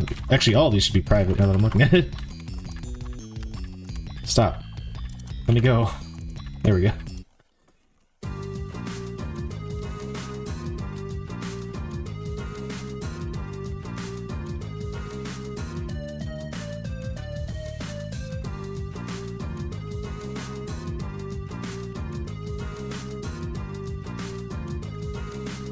So then on normal difficulty, we'll get green juice. On hard, you get nothing. Again, this might seem like, oh man, you're copy-pasting a ton of fields that should be like in a construct or something. I only need to do this once. For every type of item, this will just be the parameter, and that's it. And then on insane, we'll give you garbage. Which actually, I don't know if the garbage scene has something you can validly pick up. Whatever. Oh. Completely forgot. Get path. So instead of this nonsense... I think I might have forgotten to put TSC on. No, I didn't. Okay, good. Yeah, just call this thing game constants dot item prefab lookup game constants dot item spawn type dot green juice. Rolls right off the tongue. Then do that in the other one, except with garbage.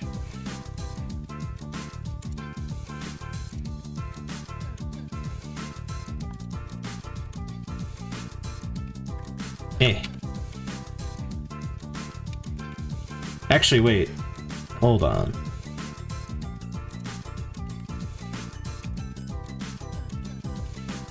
That should go there, but this actually, I think we just shouldn't have this. Who's calling this? You? Don't do that. Do this instead. Well, minus the return, I guess.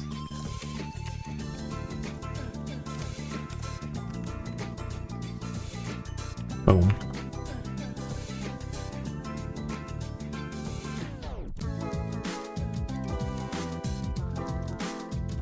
Alright. Sure, something else is probably calling that. We'll fix that when it comes up.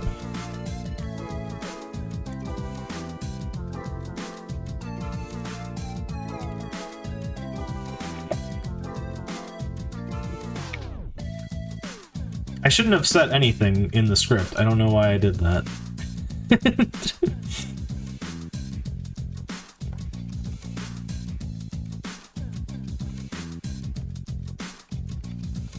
Or in the code. That should be on the prefab. Now, will it save those values or will it go back to none? It's probably gonna go back to none, I'm guessing. Yeah.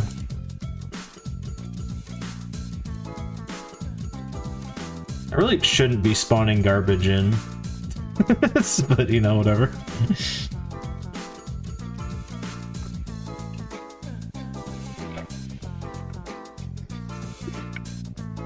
Because again, if I'm not mistaken, this doesn't even have, like... Yeah, it has no collision or anything like that. Or, well, it does. Oh, it's super tiny. Maybe we can pick it up then. I don't know. Let's find out. Okay, so we're on easy right now. Item is there. Picked it up. Didn't get it. What? Something must have gone wrong there.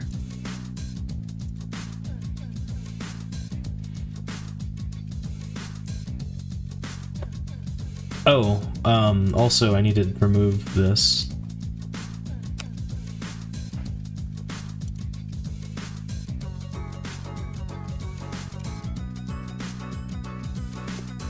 So it should be spawning green juice on easy. An item ID of 1. Maybe I got confused because there was 2 item ID 1s. No, it's just not spawning it. Okay. Oh, I didn't call the code. That would also do it. I'm not entirely sure why we didn't get our green juice anyway, but that's... We'll get that figured out shortly.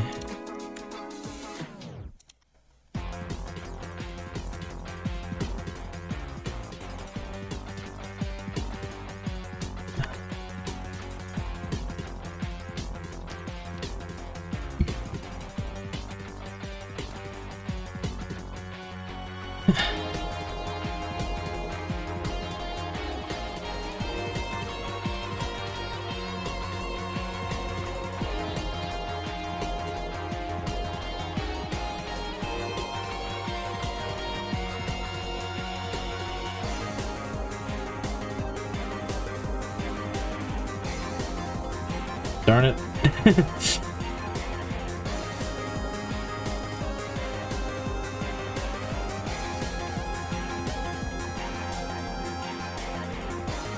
There we go. That to-do is still valid because I also want to have an item randomizer. What is this box? Oh, that's the camera. Yeah. For the camera change trigger. Alright, so there should be an item here now. There is. It's in my inventory. Awesome. I can examine it. I can combine it with... Well, I can't combine it with anything because I don't have anything, but whatever. I can lag horribly. There's gotta be some errors going on right now. I don't know what that jitter was. It's not like a ton of errors getting spammed. Well, that's concerning.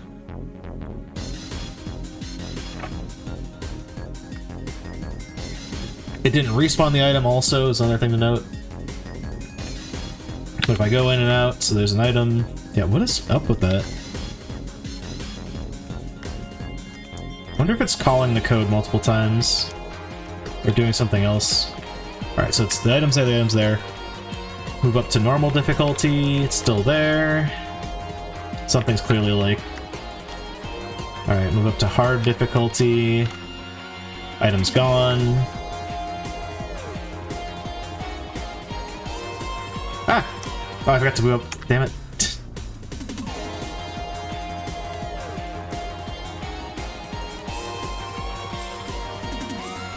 I don't know if I can even pick this up, actually.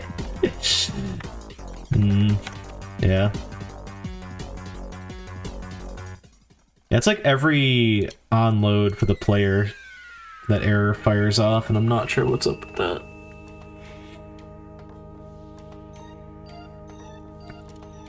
It doesn't have, like, an exact stack trace, right? It's calling get node from somewhere. Door. What does door call get node for? I guess the doors are maybe busted? Get node for the inspect text UI. Oh, that doesn't exist. Shit. Yeah. Yeah, that would do it. Damn it.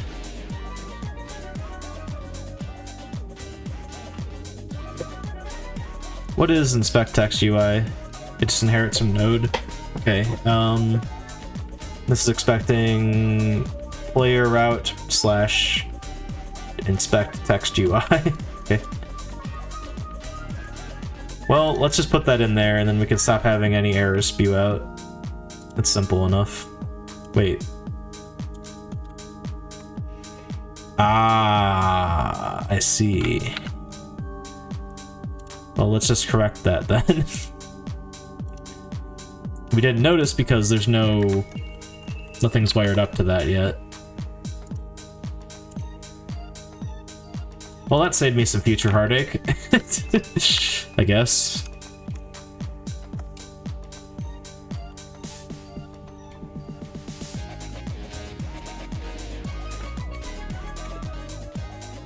The cool thing is we can, like, this proves we can dynamically change the difficulty as you're playing the game.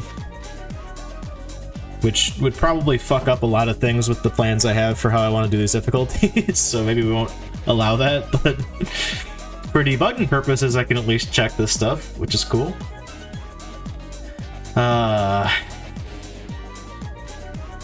yeah, did we get any errors? We didn't. Boom.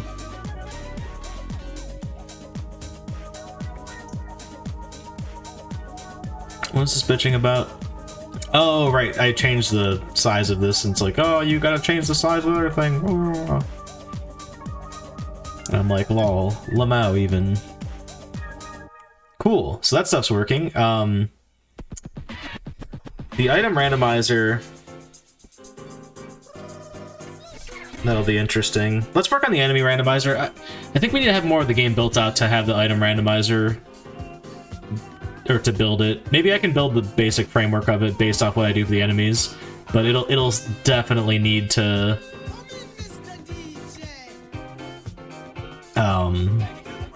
be completely different in terms of how it decides what gets randomized. Dude, why is Pizza Tower's soundtrack so fucking good? We're not even halfway through it yet. It's an insane OST.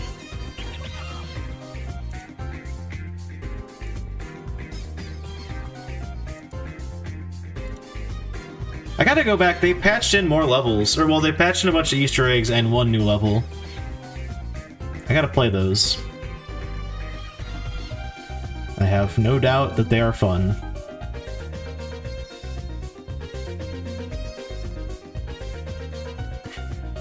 Now, you know what? Let's put the hint string over here as well for the enemy spawn.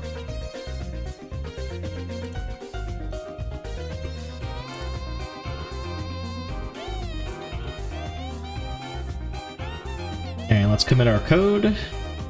Minus our debug code, wherever that may be. Yeah, this guy and this guy.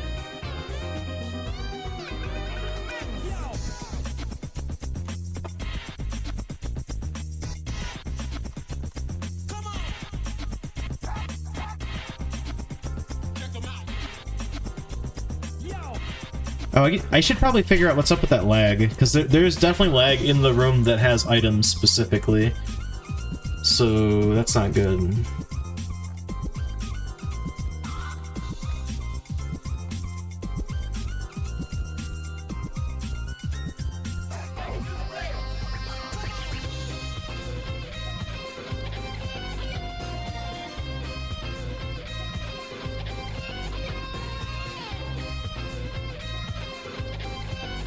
Want to make sure these things aren't happening usually when there's lag, it's something like that where it's just like, oh well, this thing's running like 6,000 times for some reason. So if I don't pick the item up, it's gonna be jittery, right? No, it's when I pick it up. Now it's jittery? No. What?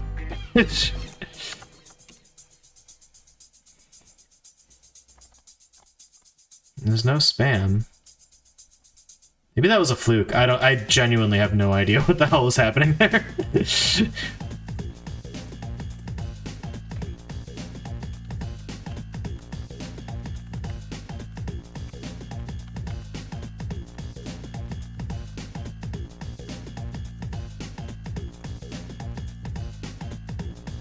All right. That's good.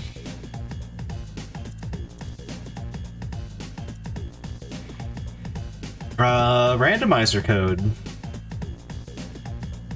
Yeah, let's do it.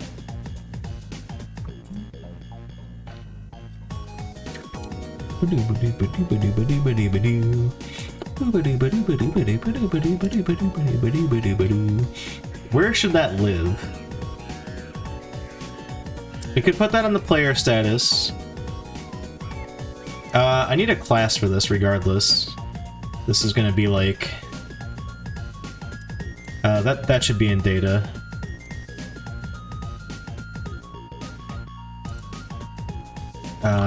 Randomizer seed. This is just gonna be a data class, nothing else, but this is gonna need not even node, this is just a class. I might need Godot, I'm not sure.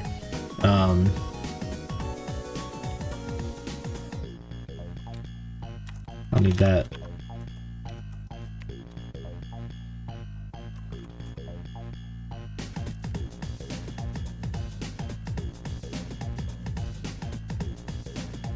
Yeah, what's happening?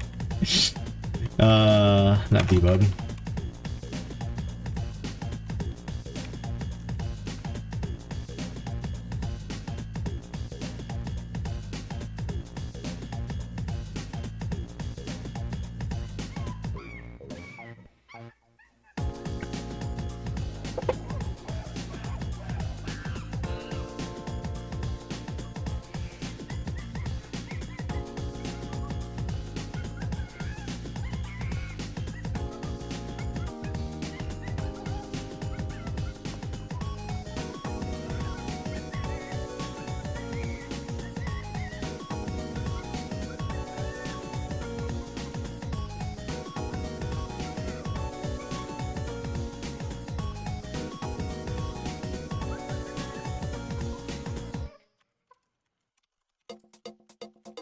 Maybe this is actually enough. I don't know, man. Damn it, it was there and it went away.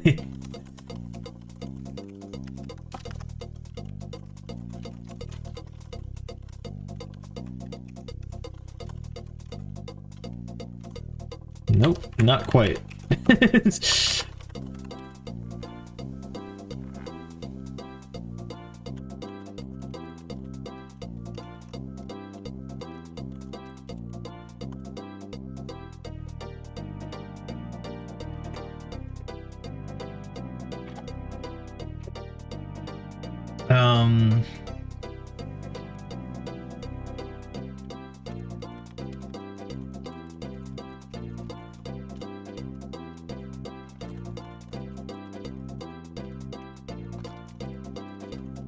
Oh wait, not static.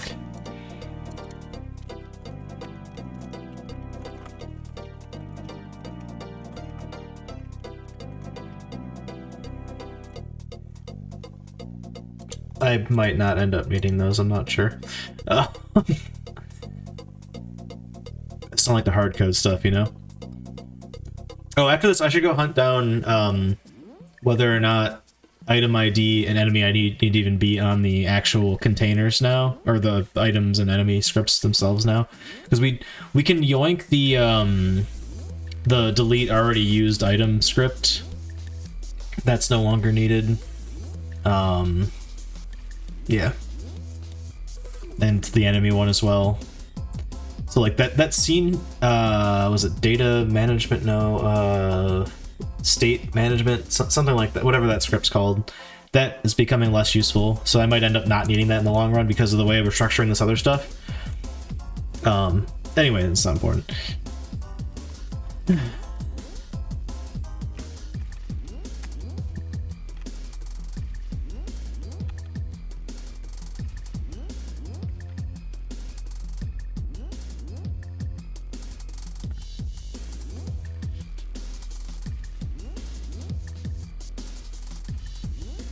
Oh, okay, there's one other thing we need here.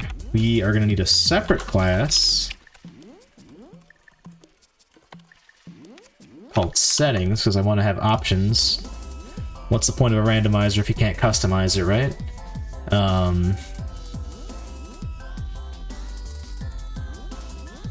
don't know if I need this to be a partial, honestly. I have classes in my constants, right? Like I can just do this. Yeah. Well, those are statics though.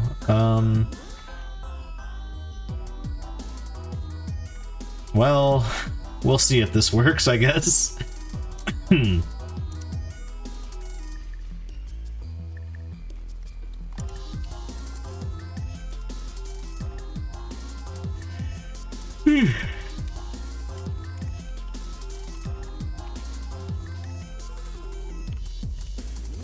And this probably should be in a separate file as well.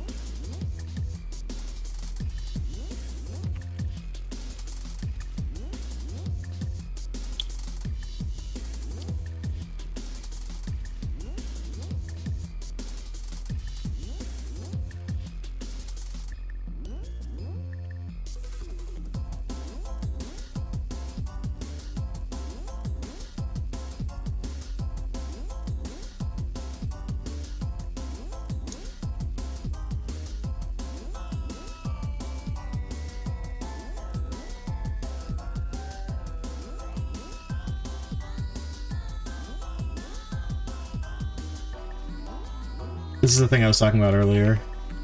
I think we can just do that with a Boolean. And then it'll still randomize the slot, but it'll decide whether or not to show it based on this setting. I think that actually kind of works. That actually gets more... It's trickier for items, because if we put a key item there, we, like, can't do that. We can't put something in, like, an empty item slot. Well, like I said, the items will be tricky overall anyway. Yeah.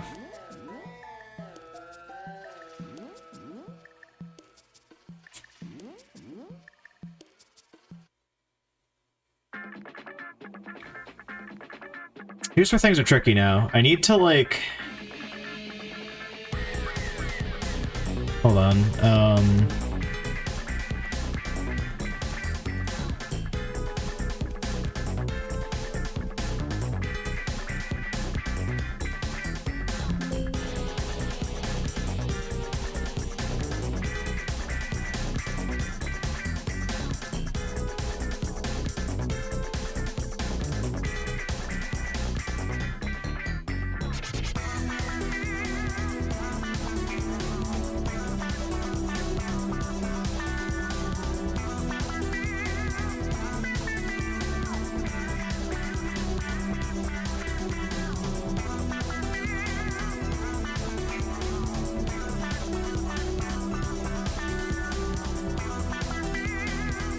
Damn. Damn, okay.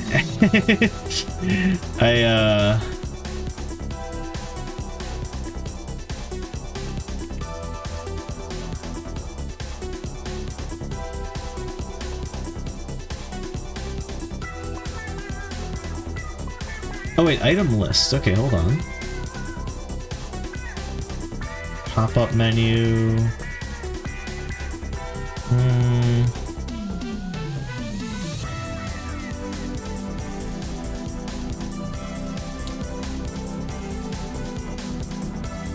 Oh wait, duh.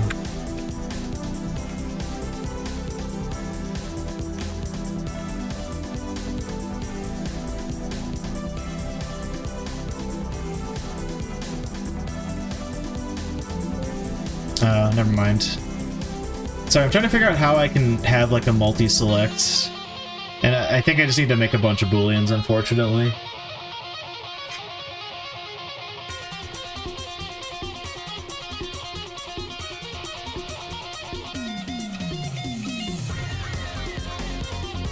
That's okay, I guess, but I don't know. I'd like to find a better way to do this, but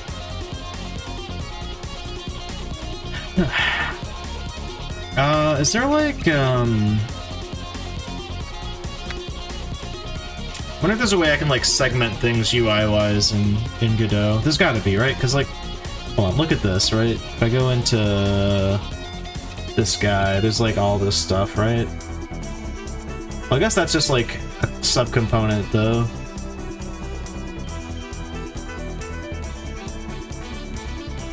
No, there really isn't that sort of thing at all. Just trying to make it like a little more visually clean, because there's gonna be a ton of like settings here. Well, okay, actually this won't be a UI though. This will just be like I need to build a UI for this because the player is gonna be picking this, so I can do whatever I want. I could actually just have like a hash here. Maybe that's the way to go. But then I need to change my enum values. Damn it. I guess that's okay. Well, actually, do I even need to? Because I only have like 3 options right now, so it's still... Yeah, no, they're still separate bits entirely. So that's kind of okay. The thing is, it wouldn't select 0 ever. Well, no, yeah, if it's just none of them, then it's none. That's fine. So if I keep setting these in binary values, that would work, I guess. I could treat them as flags. So I know, like, in C# you can do this. If you want to have an enum treated as like a flag type where you can like bit math them together.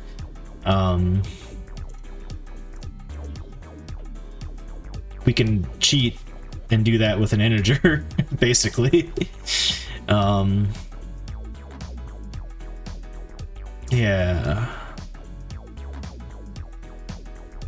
That'll give us 32, right? Well, I guess it depends on... Yeah.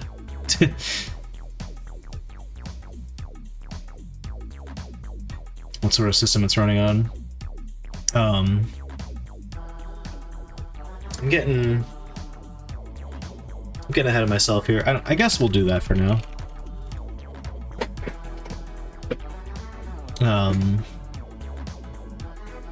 Well, no, because then I'll need it to pick a random... No, that's fine, actually. That's,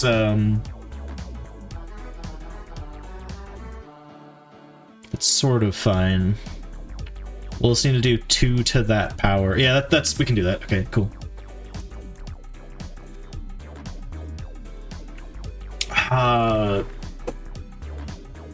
This kind of doesn't work for a really annoying reason. I need to set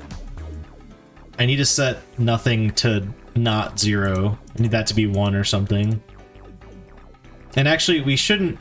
Like, okay, garbage shouldn't be an item that actually is spawnable, so let's go ahead and set garbage to, like, -1 or something in our constants.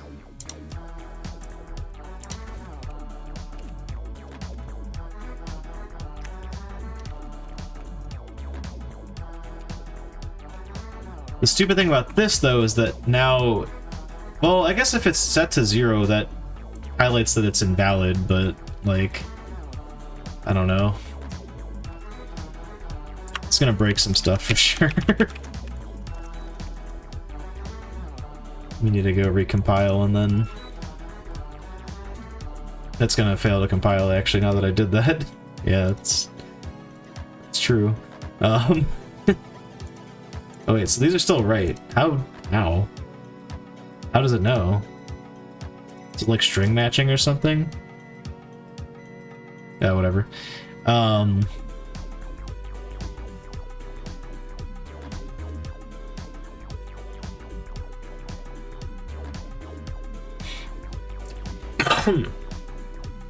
Are our items the same still? Oh no, they wouldn't be, yeah.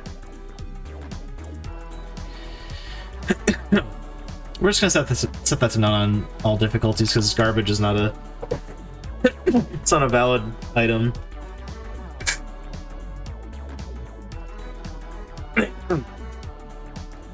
Actually, you know what? Hold on.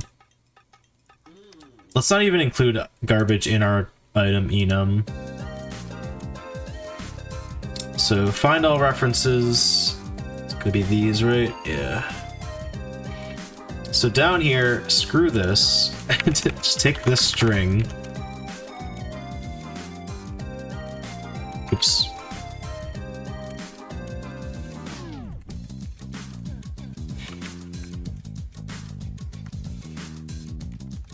Get rid of it down here.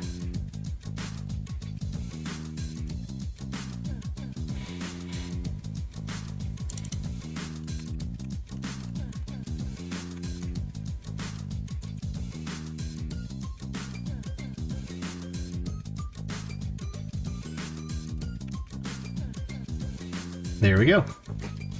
Problem solved.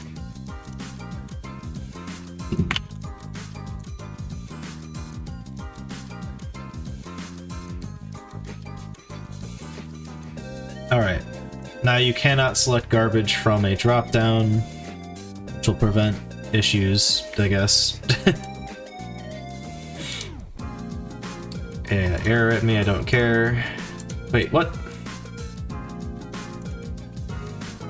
Oh, it's because it's failing to fully compile. That's actually probably why everything is still okay over there.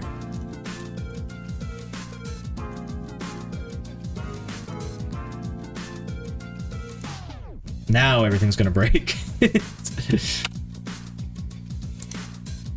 What? You shouldn't exist.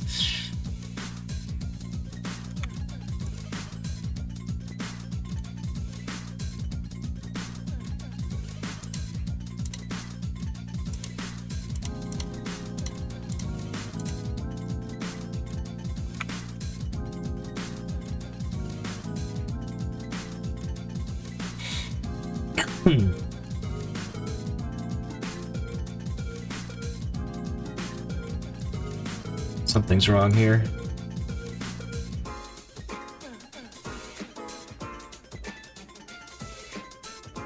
It's not updating the value or something.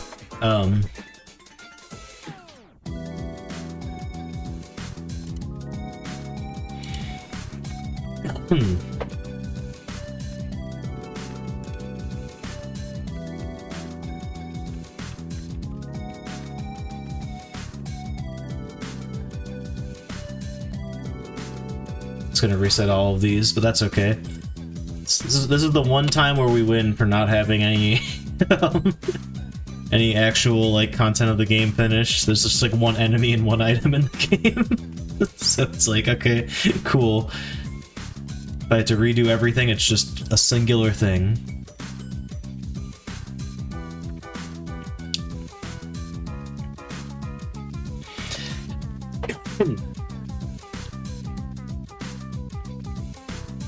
I'm gonna leave a note there in case anyone ever actually uses this code base that like, hey, these are powers of 2 for a reason. If I can ever find the file, there it is. Oh, I left garbage in as a choice. Yeah, get that out of here. So this is not used anymore anywhere, right?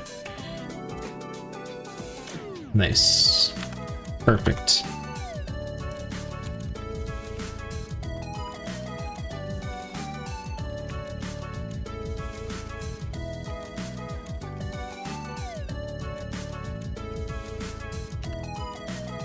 Hash is not the right word.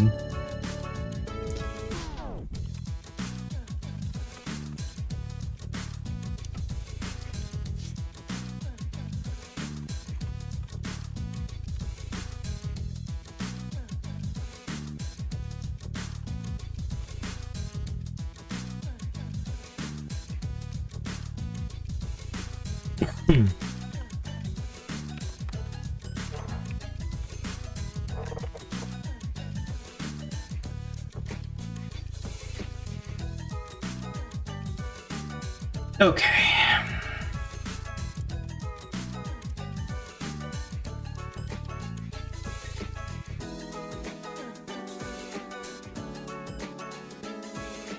Where is the player settings? It probably went away.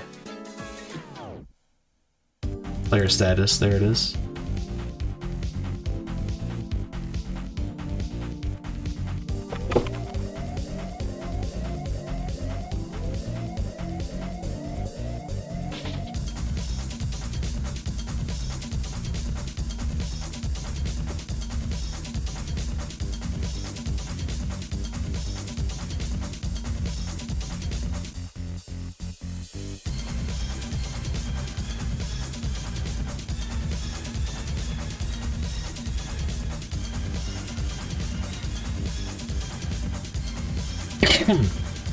So we're gonna store all this stuff over here. And then basically what I want to do is in my debug over here on the process function, if we hit load,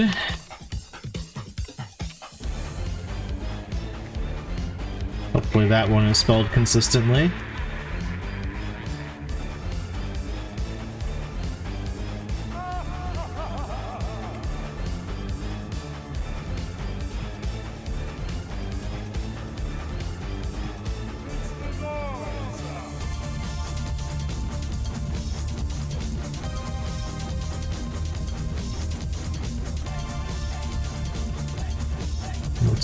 What's wrong with that? Oh, yeah.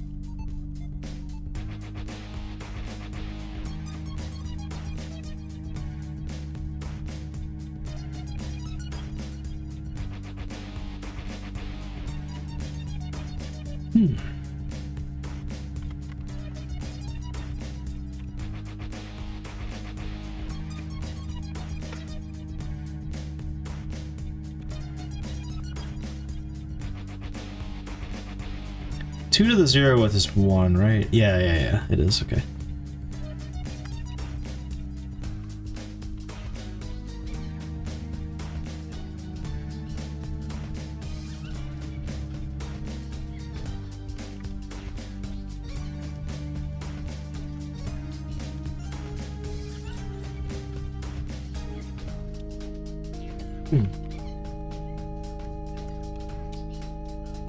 Oh wait, shoot.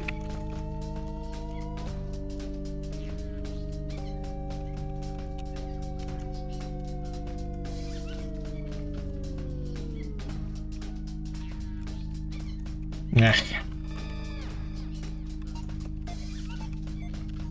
Also, let me put that over here.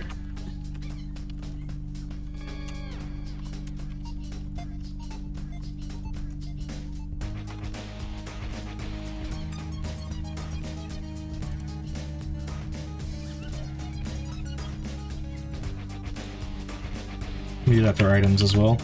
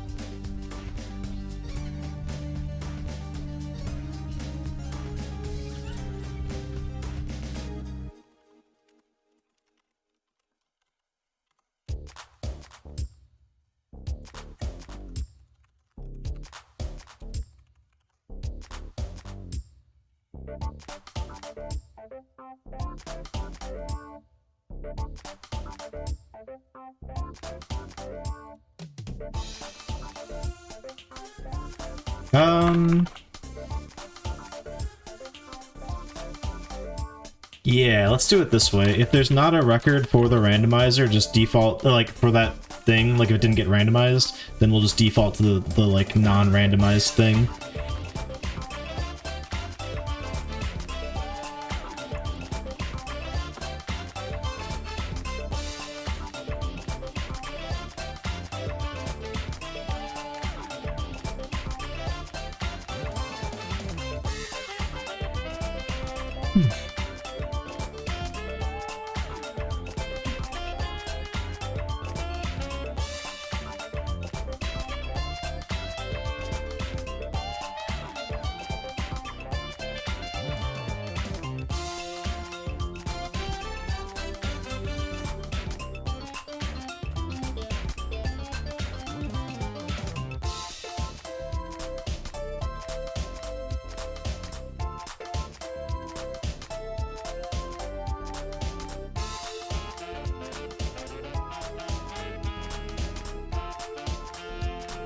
So right now in here, there's 1, 2, 3, so we'll get 3.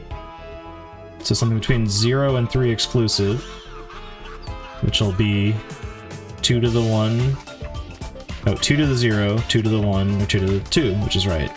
This over here, no, that's still right. Yeah, good. All right, we're good. Awesome.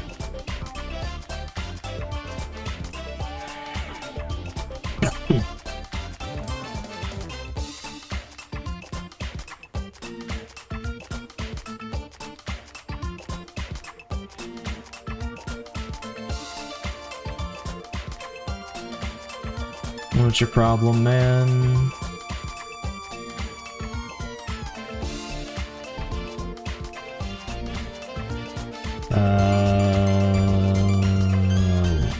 Wait, what? No, I don't want a range. I want, random. Random int. There we go. Whoa, no. Oh.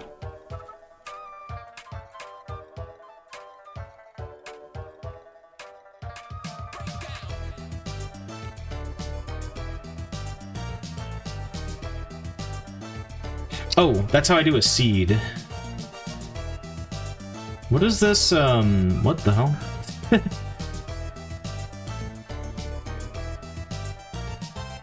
Currently implemented as a 64-bit integer. That's weird, man. I wanna, well, I'll leave myself a note here for that, like...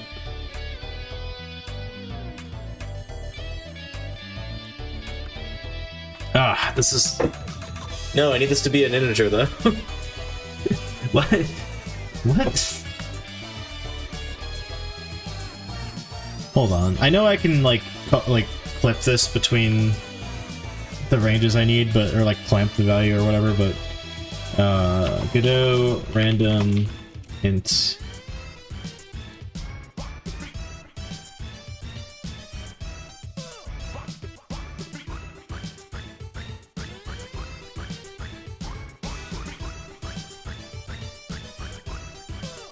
Oh, I would use rand I, but then mod it by the length I need.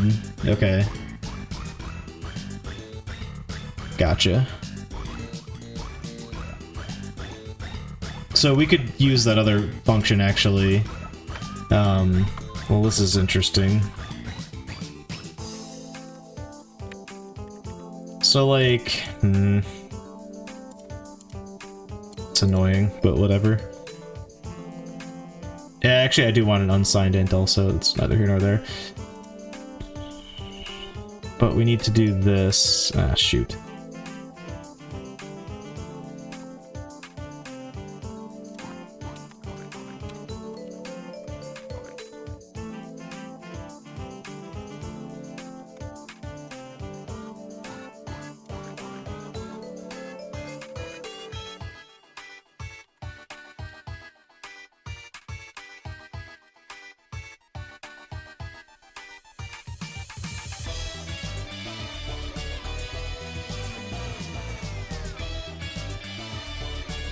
Otherwise, we do gd dot rand from seed.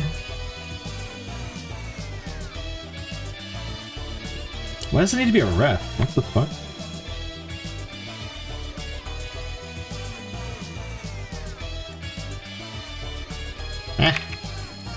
Oh, I guess the seed should be a Yulong. Whatever, man. Are you happy now? Maybe I don't need ref. I don't know. Ugh.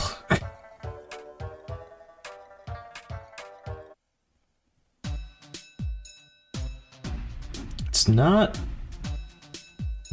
doing what I want it to. Well, actually, this is gonna be janky, but oh wait, hold on. It's not where that goes. Okay, so in our wrap the ternary operator and then mod it by our account. It's still not happy about that. I don't know why.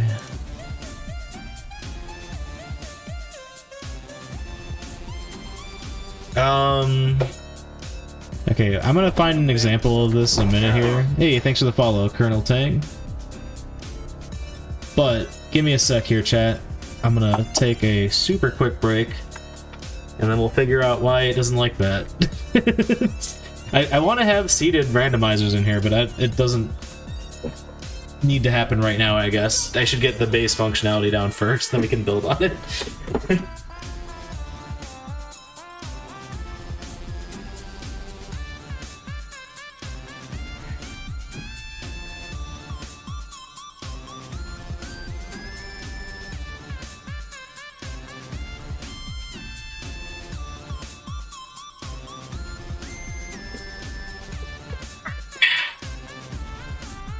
Very quick break. I'm back.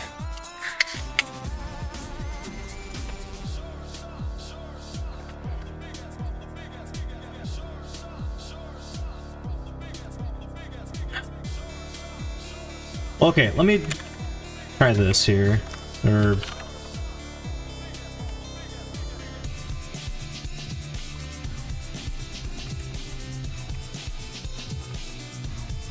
it's okay with that.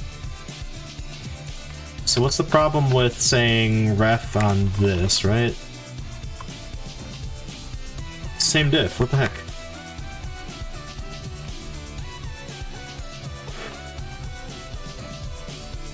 Oh, because it's read-only. Ah, that sucks. Well, I mean, I guess I could copy it over here, right?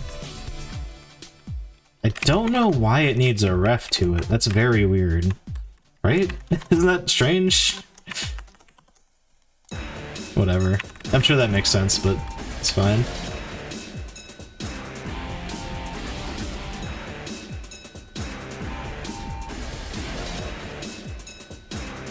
Oh, wait, I shouldn't do that. Oh, no.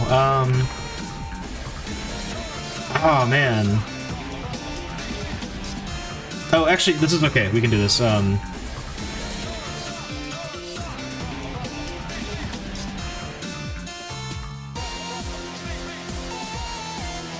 So we can just set this to 0. We'll do it outside the loop, obviously. And then we won't use it if this doesn't have a value, so it's fine. Cool. Okay. I really don't know why it needs a ref to that. This all makes sense syntax-wise now. Why it was mad. I forgot values read-only, so it's like I can't take a ref of that. Given a seed randomized uint value. Seed may be modified. Oh, okay, that's why. Passing the same seed consistently returns the same value. Okay, that's why it needs the ref, because it's going to modify it to keep getting new values from the seed. Cool, alright. We have our both seeded and unseeded randomization now. Need to copy-paste that for the items, but that's whatever, I guess. The funny thing is that I guess this is probably true of any sort of randomization engine. Depending on what settings you pick down here for your randomizer, like, in theory it could be, like, different with the same seed, if that makes sense. Maybe... Well, no, I don't even know how I would do that at this point. Well, okay, I'm thinking way too far ahead here. I don't know, I think at that point, I guess, screw off if you have a problem with that, because it's like, you want the exact same outcome, but different because you changed the settings. Now, I guess maybe I could, like, copy the seed to 2 different variables here, for the items versus the enemies. And maybe, let's do that, yeah.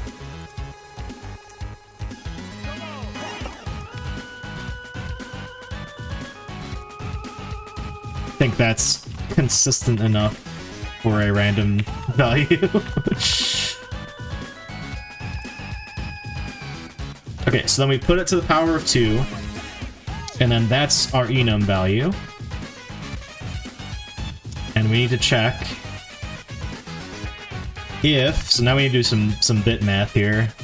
So settings dot enabled enemy spawn types and picked enemy ID is greater than 0.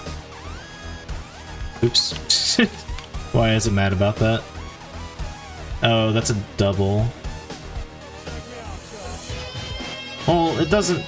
Yeah, screw that. But no, it's a long. Fuck that. It's still mad. Why are you mad? Oh, because this is an ant. Yeah, hold on. Helps if I delete the other text there. It's still mad. Oh, because this is a U-long and this is not a... God damn it. Alright, they're the same type now. What's your problem? Wait. It can't be operated between U-long and bool. What? This isn't a bool. This is a U-long. It's a 2 U-long. Oh, fuck! Bit operators happen before... or... the greater than happens before bit operators. Okay. If anyone doesn't know what the hell I'm writing right now, don't worry about it. No, this goes back to like why I made the enums powers of 2. So like, actually, here's the best visual way I can show this in like 2 seconds. Holy giant calculator.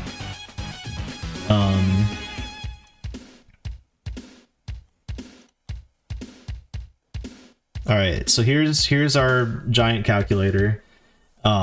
Binary, right? So we have 2, that's, you know, 1, 0 is how you represent that. If I have 1, it's just 1.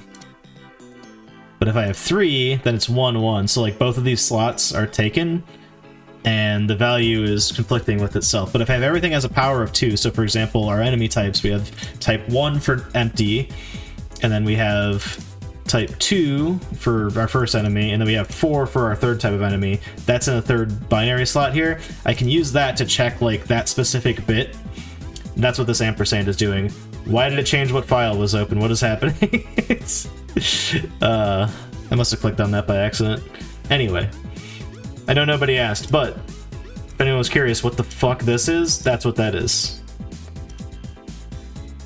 It's basically just like taking a mask of the 2 binary values of these 2 numbers and seeing like which ones have a number in both slots, and then this greater than 0 at the end is just check like was there any match between them, and since they're all powers of 2, it should only be a power of 2 in that, or it'll only ever be like a unique singular slot in that row.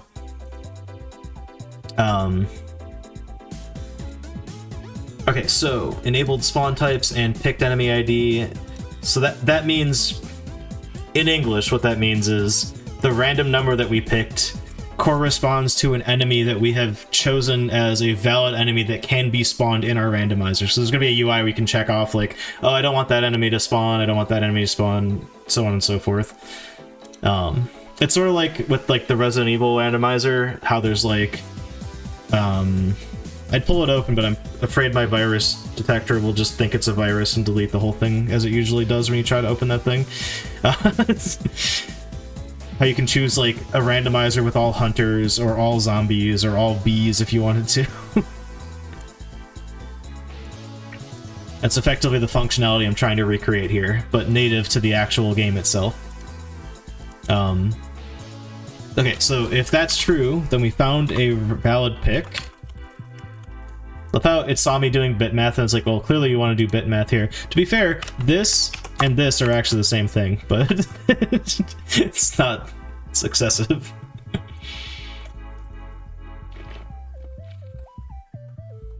The same thing in this case because it's a Boolean.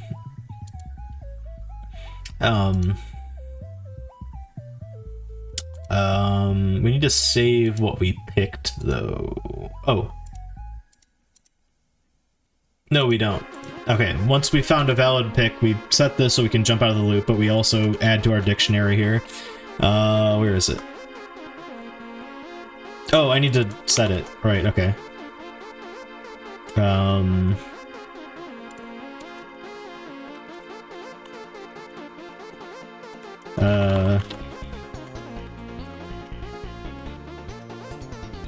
You know what, actually? Let's make a constructor for this thing. I don't know if constructors are valid in Godot, but we're gonna find out. This thing isn't even inheriting any of Godot's, gosh, sorry. Classes here, so we're gonna hope that this works in general, but, don't worry, I'm sure we'll have fun debugging it if it doesn't. Randomized enemies is a new dictionary, blah blah blah blah blah. Just a good old empty dictionary, didn't need to do that, but whatever, sure. Same goes for randomized items. Thank you. Cool, so now I don't need to worry about initializing those when I just say like new. I can just know that it's gonna work that way. And then we do generated randomizer dot randomized enemies dot add I for the enemy ID. Actually, you know what? This should start at 1. We don't deal with 0 index enemy, which right now will only run for one singular enemy. But that's all that we have in the game right now. So that's why I put this up here, so I don't need to go chasing for like where the random like loop conditions are. I can just tick this number up and then we're good to go. Okay, so now we need to cast this as an enemy spawn type.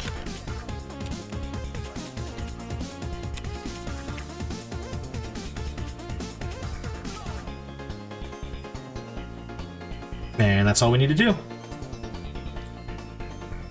What's up, ZD? We're doing bit math. We're adding a randomizer.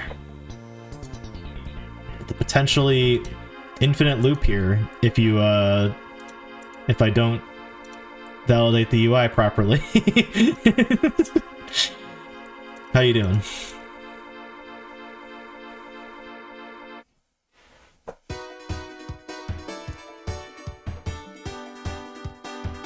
Yeah, okay, so this could be at 0, but that's fine because 2 to the 0th power is 1, which is a valid value for this.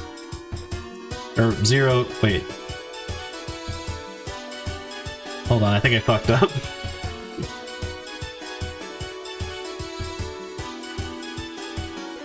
Oh, wait. I did, but I just need to switch these two. Because it's... Yeah, okay. 2 to the random number power. Modular operator percent works differently depending on the language. True. True that.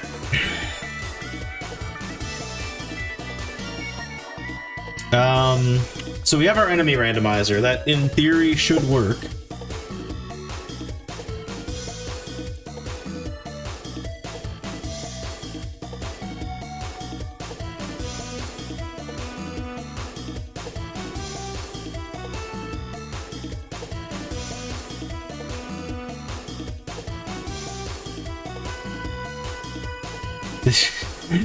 Hey, that's why we test stuff, right? I don't even know if it's worth... Okay, so first of all, I only have one type of item right now, so it's kind of stupid to even randomize it. Now, I guess I do have, like, none item is also a valid item that can be picked in the randomizer. But I don't know if that's worth testing even right now, but the randomizer for items can't work like this. Like, this is fine, because we'll just go through systematically and randomize all the enemies. The items, there's a finesse to it, because some of the items are going to be key items. We need to make sure that those don't end up behind... Well, first of all, we need to make sure they get spawned, period. We also need to make sure they don't end up behind doors that are unlocked by them themselves. And then, like, sequencing as well is a thing. So I don't know how any of that stuff works. I've never written a randomizer before. So I could just copy-paste this code right now for the items, but I don't think that's actually wise. I think that's going to be like a completely different set of code. Oh, also, we shouldn't return null here. We should return the generated randomizer.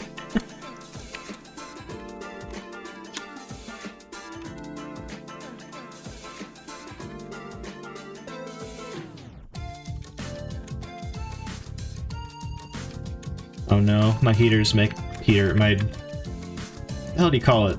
It's my general heat in my house. It's making a constant buzz again instead of, like, clicking on properly. I don't know what's going on there. It did turn on properly at some point tonight. I definitely need to call someone. HVAC person. You long? Oh, sorry, that's just an unsigned long. So, like, just a 64-bit integer that doesn't have, like, positive or negative. It is only positive. So it's technically got one more bit than a signed long. Because normally they save the last bit for is it positive or negative.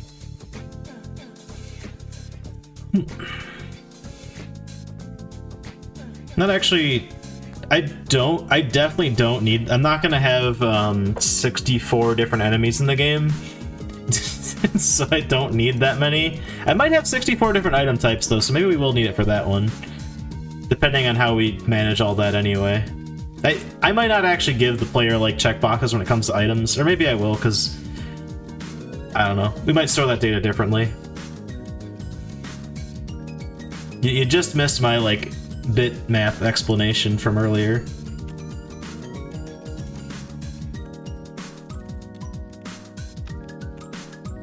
Well, regardless of how the randomization works as far as picking the items go, math's a bit. I think the end result of how we treat the randomizer data is going to be the same for both enemies and items.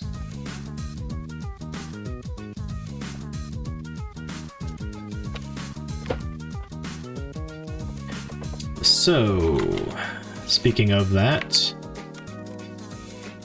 you know what? I'm tired of typing get instance on player status.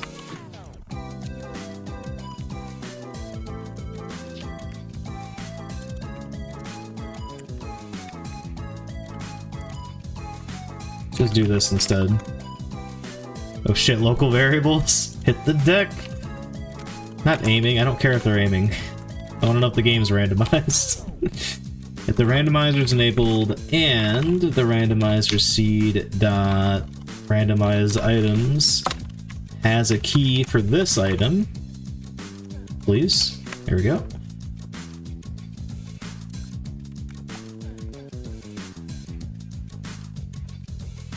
It should probably be like an if else, because I don't really need to go through this rigmarole. No, I do actually. I do need to do that. Yeah, never mind.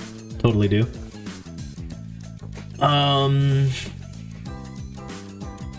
If... Oh, shoot.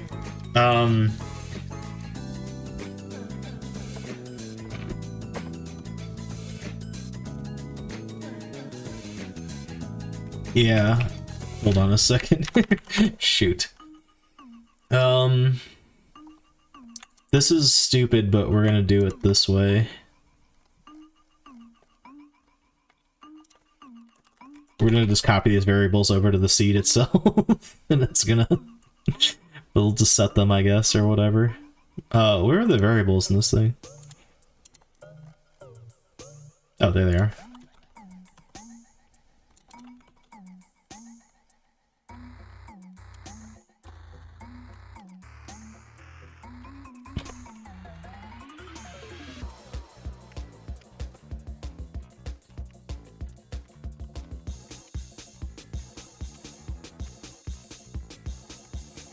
There we go.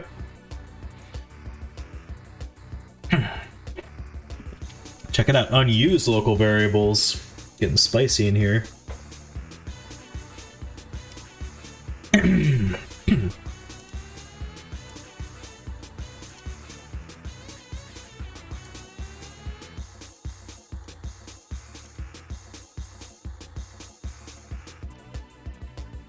Okay, the randomizer enabled and the randomizer randomized this item. Loose typing of var bothers me. What do you work in typically? I feel like a lot of languages same screw var.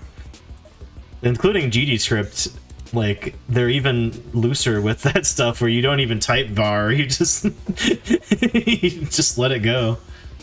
Oh yeah, all right, okay, that's fair. Java is pretty much one of the, well, maybe not one of the few. There's probably a decent number of languages that are like that, but it's definitely in the more strict direction. Don't worry, this language is still strictly typed, if you can believe it or not. I don't know. It's just shorthand. It won't let me actually like assign the wrong type of thing to a var. Oh, Java also has var now? Okay, well, never mind. Not to age myself. Well, actually, this is really more of a testament to how long it's been since I've written Java.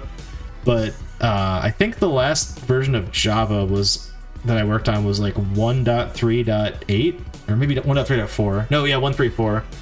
No, wait, no, that was in high school. I definitely used a newer version of Java in college, but thereabouts. I left C# just as they were adding Lambda expressions, which is a shame because those are very cool and helpful. And that's one thing that C# definitely could have benefited from. More random symbology that you can't fucking read. They added Lambda in Java too. Nice. That's good. It's super functional as well. Nice. Let me say my standard PSA. If I am not anti any programming language, it's whatever. I use C# for my job. I'm using C# in Godot right now strictly because it's like literally 10 times faster than GDScript on like most operations. Now, C++ is even faster than C# for Godot, but I'm not as familiar with that these days, and the gap in performance is not as wide as it is between GDScript and C#. From the numbers I've read, at least. I don't know. Maybe in the latest version it's different, but I'm on, what, Godot 4.1.1 right now. Anyway, none of this matters. None of any of this matters, to be fair. I'm just making a silly little game. Like how fast he is. Yeah, that's sort of like where I was at in college. Like, I would only use like C or C++ for projects and stuff. Well, other than classes where I had to use a specific thing. So I'm like, oh yeah, this is so like, I have like almost direct control, and I can actually write code that I can read, not like assembly. But then there's a certain like compromise I think that's fair to make. And honestly, I wouldn't even like say like, oh, you shouldn't use GDScript in a Godot game. I think that's fine. Especially like the silly little thing I'm making, I probably don't need to really fine-tune it or anything like that. But again, this language comes more naturally to me because I use it for my day job. So there's that. Anyway, I don't know. There's a lot of factors. Like, I think there's a certain level of, like, just practicality where you don't need to... This is terrible, but applications don't need to be, like, insanely optimized. Not every application needs to be insanely optimized. In fact, I would argue very few of them do. Not that you shouldn't... Not that you should just write shit code that just wastes resources and stuff, but... I don't know. There's a compromise. Of, like, your productivity over... how performant something is. But and that's the reason why, like, I'm not saying like, oh, it's wrong to use C or C++ or C# or GDScript or anything. Like, there's no wrong answer. It depends on what the fuck you're doing and where you're at comfort wise and stuff like that. Like, everything should be optimized, but C# is fast enough. Exactly, right? Yeah.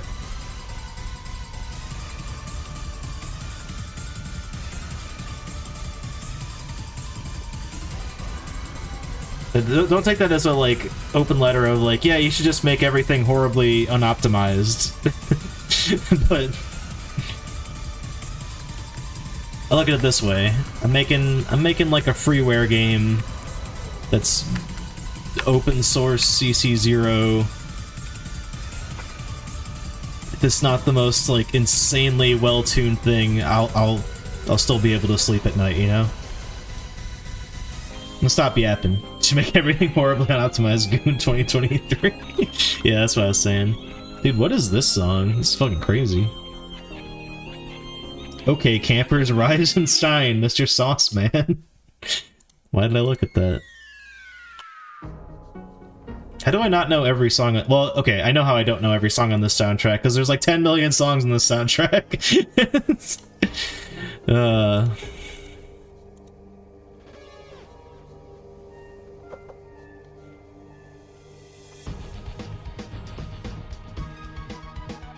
Player status. I completely lost my fucking train of thought, by the way, but I'm back.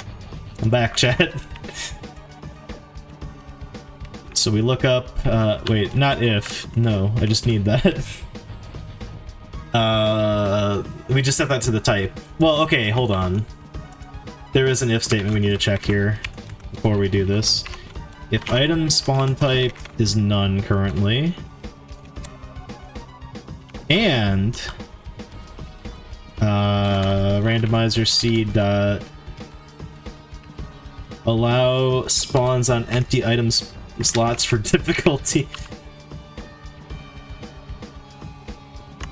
Wait, hold on. If it does not equal none, or we allow it to spawn stuff if the slot is none anyway, do that. None like the null of... No, just none is my enum value here. It's like, don't spawn an item here. So, what we did in the first half of stream is I set this up so, like, when you're setting an item down in the game, you pick 4 drop downs. So, like, what you want this item to be on: easy, normal, hard, and impossible. So this is saying, like, if there's nothing here normally on this difficulty, go check this other setting to say, like, okay, well, nothing's here normally, but should I spawn stuff here anyway? If so, set this to the randomized item. Otherwise, just leave it at nothing. You guys want to see something atrocious? I don't know why this bothers me, because I do generally like removing brackets when it's just one line, but when it's like a nested thing like this, I hate that. How do you guys feel? Let me start a holy war right now.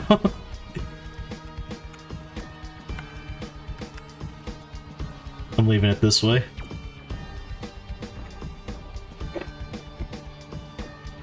Syntax-wise, that's allowed. It's just not... I don't know, I don't like it. Used to hate it, but I worked with different enforced styles, so yeah. Fair enough. Like, I feel like I shouldn't find this weird, because I like this. I like removing all the excess stuff when it's just one line. But something just feels wrong when I do it over multiple lines, even if they're like indented. Anyway, I'm gonna shut up now. Let's this should enable the item randomizer, which is not currently running, so that won't do anything. But we're gonna take this code and we're gonna put it... This is so loud. Why is this song so loud?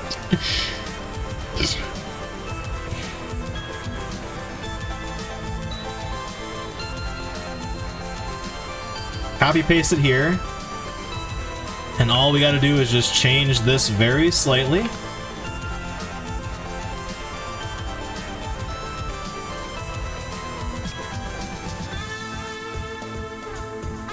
I know how to type. Jesus. Oh, right, we didn't copy the player status. Does it not need this? Did I... Oh. Awesome. Yeah, you know what? I'm gonna do that in the other class as well. But first, we're gonna do player status.getInstance. Chat, if this works, I'm gonna probably play a game, because I thought this would take me all... To be fair, it's not exactly early. But I might not be streaming for the rest of the week, so I kind of want to keep streaming. But all I planned for tonight was to just make a randomizer. Well, my initial plan was like get difficulty working, but that's been working for like an hour now. If this works, moments before disaster. Amazing. Point is, what do you guys want me to play? Any video game ever. Wrong answers will get you perma-banned. That's...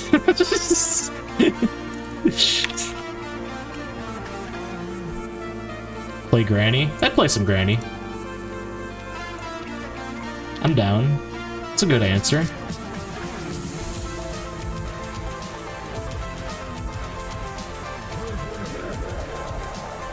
Oh, right.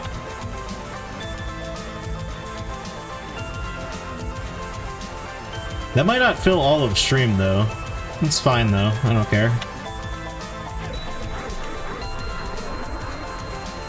Is the same brace rule? Alright, cool.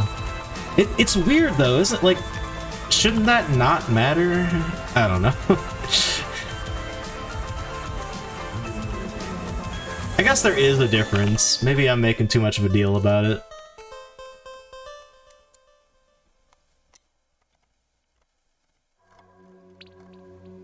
Alright. So we did that over here. Now let's do this over here. And then we can go... You know what? I could just do this. Hold on. I don't know why I didn't do this in the first place. Ta-da! Alright. Do things compile, hopefully.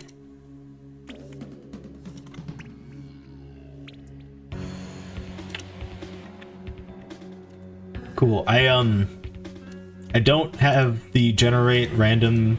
No, wait, I do have it wired up. Fuck, I forgot about that.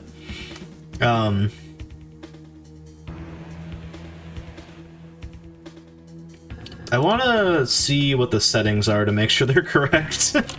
Oh, actually, they're going to be incorrect because, I know the thing is wrong.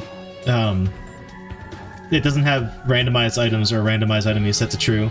Play Excite Bike 64, ban that man. Mods, get him. I am gonna play that game again. It'll be a minute though.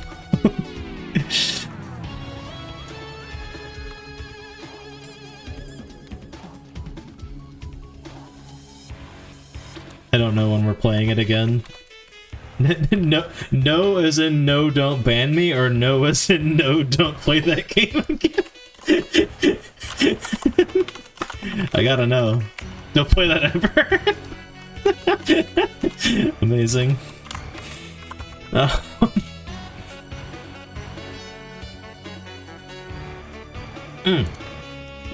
Wait, shit, I need more than just a random JSON blurb getting...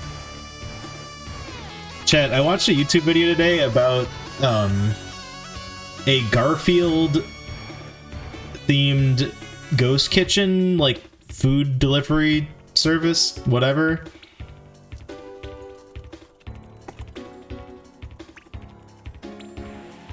Is there native JSON support in C#? No, you need a package to, well, yes. It's a pain in the ass. It's way easier to do if you install a package, which I have installed a package even in my Godot project here. That makes it 10,000 times easier. I think that's probably true of any language. I'm using the Newtonsoft JSON, but the weird compiled package of it that works in Godot. How big? I fucking love that story. I'm gonna tell that story right now to chat.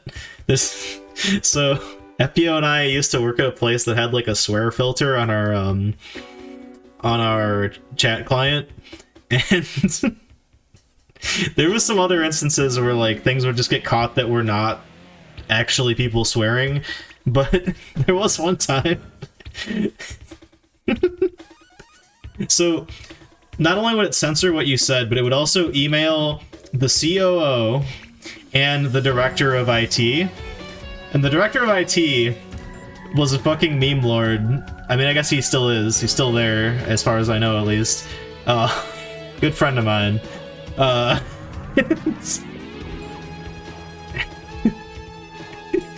He sees this, like, chat interaction come into his inbox from, like, something that got censored. And it was just... There's two people on the same team trying to figure out why their NuGet package... Like, they were trying to upload a NuGet package for, like, an internal library to our internal NuGet store. And I guess it was, like... It was really large, whatever the heck was in there. I don't know. But they kept getting an error. It's, like, said, failed to upload package too big. And the one developer said to the other one, well, fuck, man, how big's your package? And the director comes, like, running over the second he sees the email. And he's, like, he's giggling. Like, he can't stop giggling. So, I wasn't involved, but I was on, like, literally, like, I was catty-cornered to these two developers that were talking to each other. Like, think of cubicles, right? So, like, there's this guy and this guy. These are the two guys having their conversation about this issue. I'm sitting right here, so I hear all of it. And then I see our director run over and just, like, giggling like like a child. He's like, I'm gonna need some context to that statement. Anyway. Maybe that's not amusing without context, but...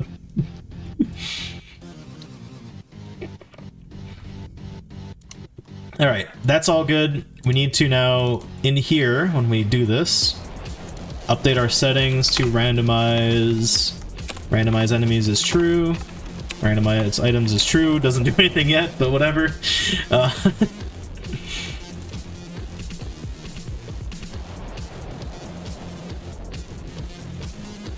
Randomizer. Alright, let's see if it generated properly. It didn't blow up. Oh, I pressed the wrong button, so we just increased our difficulty to normal. Alright, there, now I hit the randomizer debug key. There we go. No errors, I like that. Seed, null. Okay, that's right. Randomize enemies, true, true. Get out of here. And then allowed spawn types is everything. Pardon me. There's an item there. Oh yeah, those aren't gonna get randomized. That's Chaser. He shouldn't be here on this difficulty, so that means it got randomized. The lag is back. I'm not sure why. Chaser's still there. Alright, now if I hit the randomizer button again, there should be a shambler in this room because the randomizer is now turned off. Good. If I hit the randomize button again, it will randomize again. It just did. It got nothing in this room. Oh yeah, the item's not gonna get randomized because it doesn't do anything to those. No errors, that's good. Alright. I think our randomizer fucking works, chat. Booyah. Easy. I was thinking about this a lot before I started stream also, so I kinda like... Not to say I set myself up for success, but I kinda did. The items are still... I think we need to get more of the game built. Like, I think we actually need the whole game to be built before we can write the item randomizer, or at least maybe I can get some core principles of that down, but it's gonna need to, like, know where the, like, locks are so it can put keys in the right spots. Like, I need to have at least a little bit more than, like, 2 demo rooms built out before I can do that, I'm pretty sure. You know what I mean? Alright, delete this debug code real quick. Commit our code.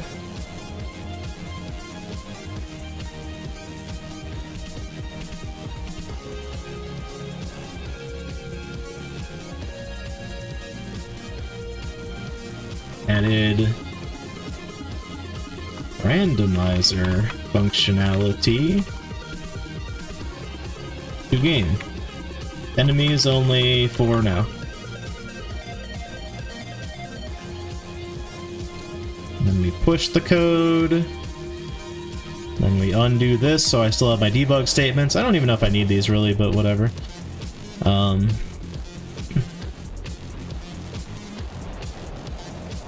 Oh yeah, this doesn't need to be here anymore. You know what? Let's just include these. Fuck it. we'll comment them out, but I don't see why I can't include these.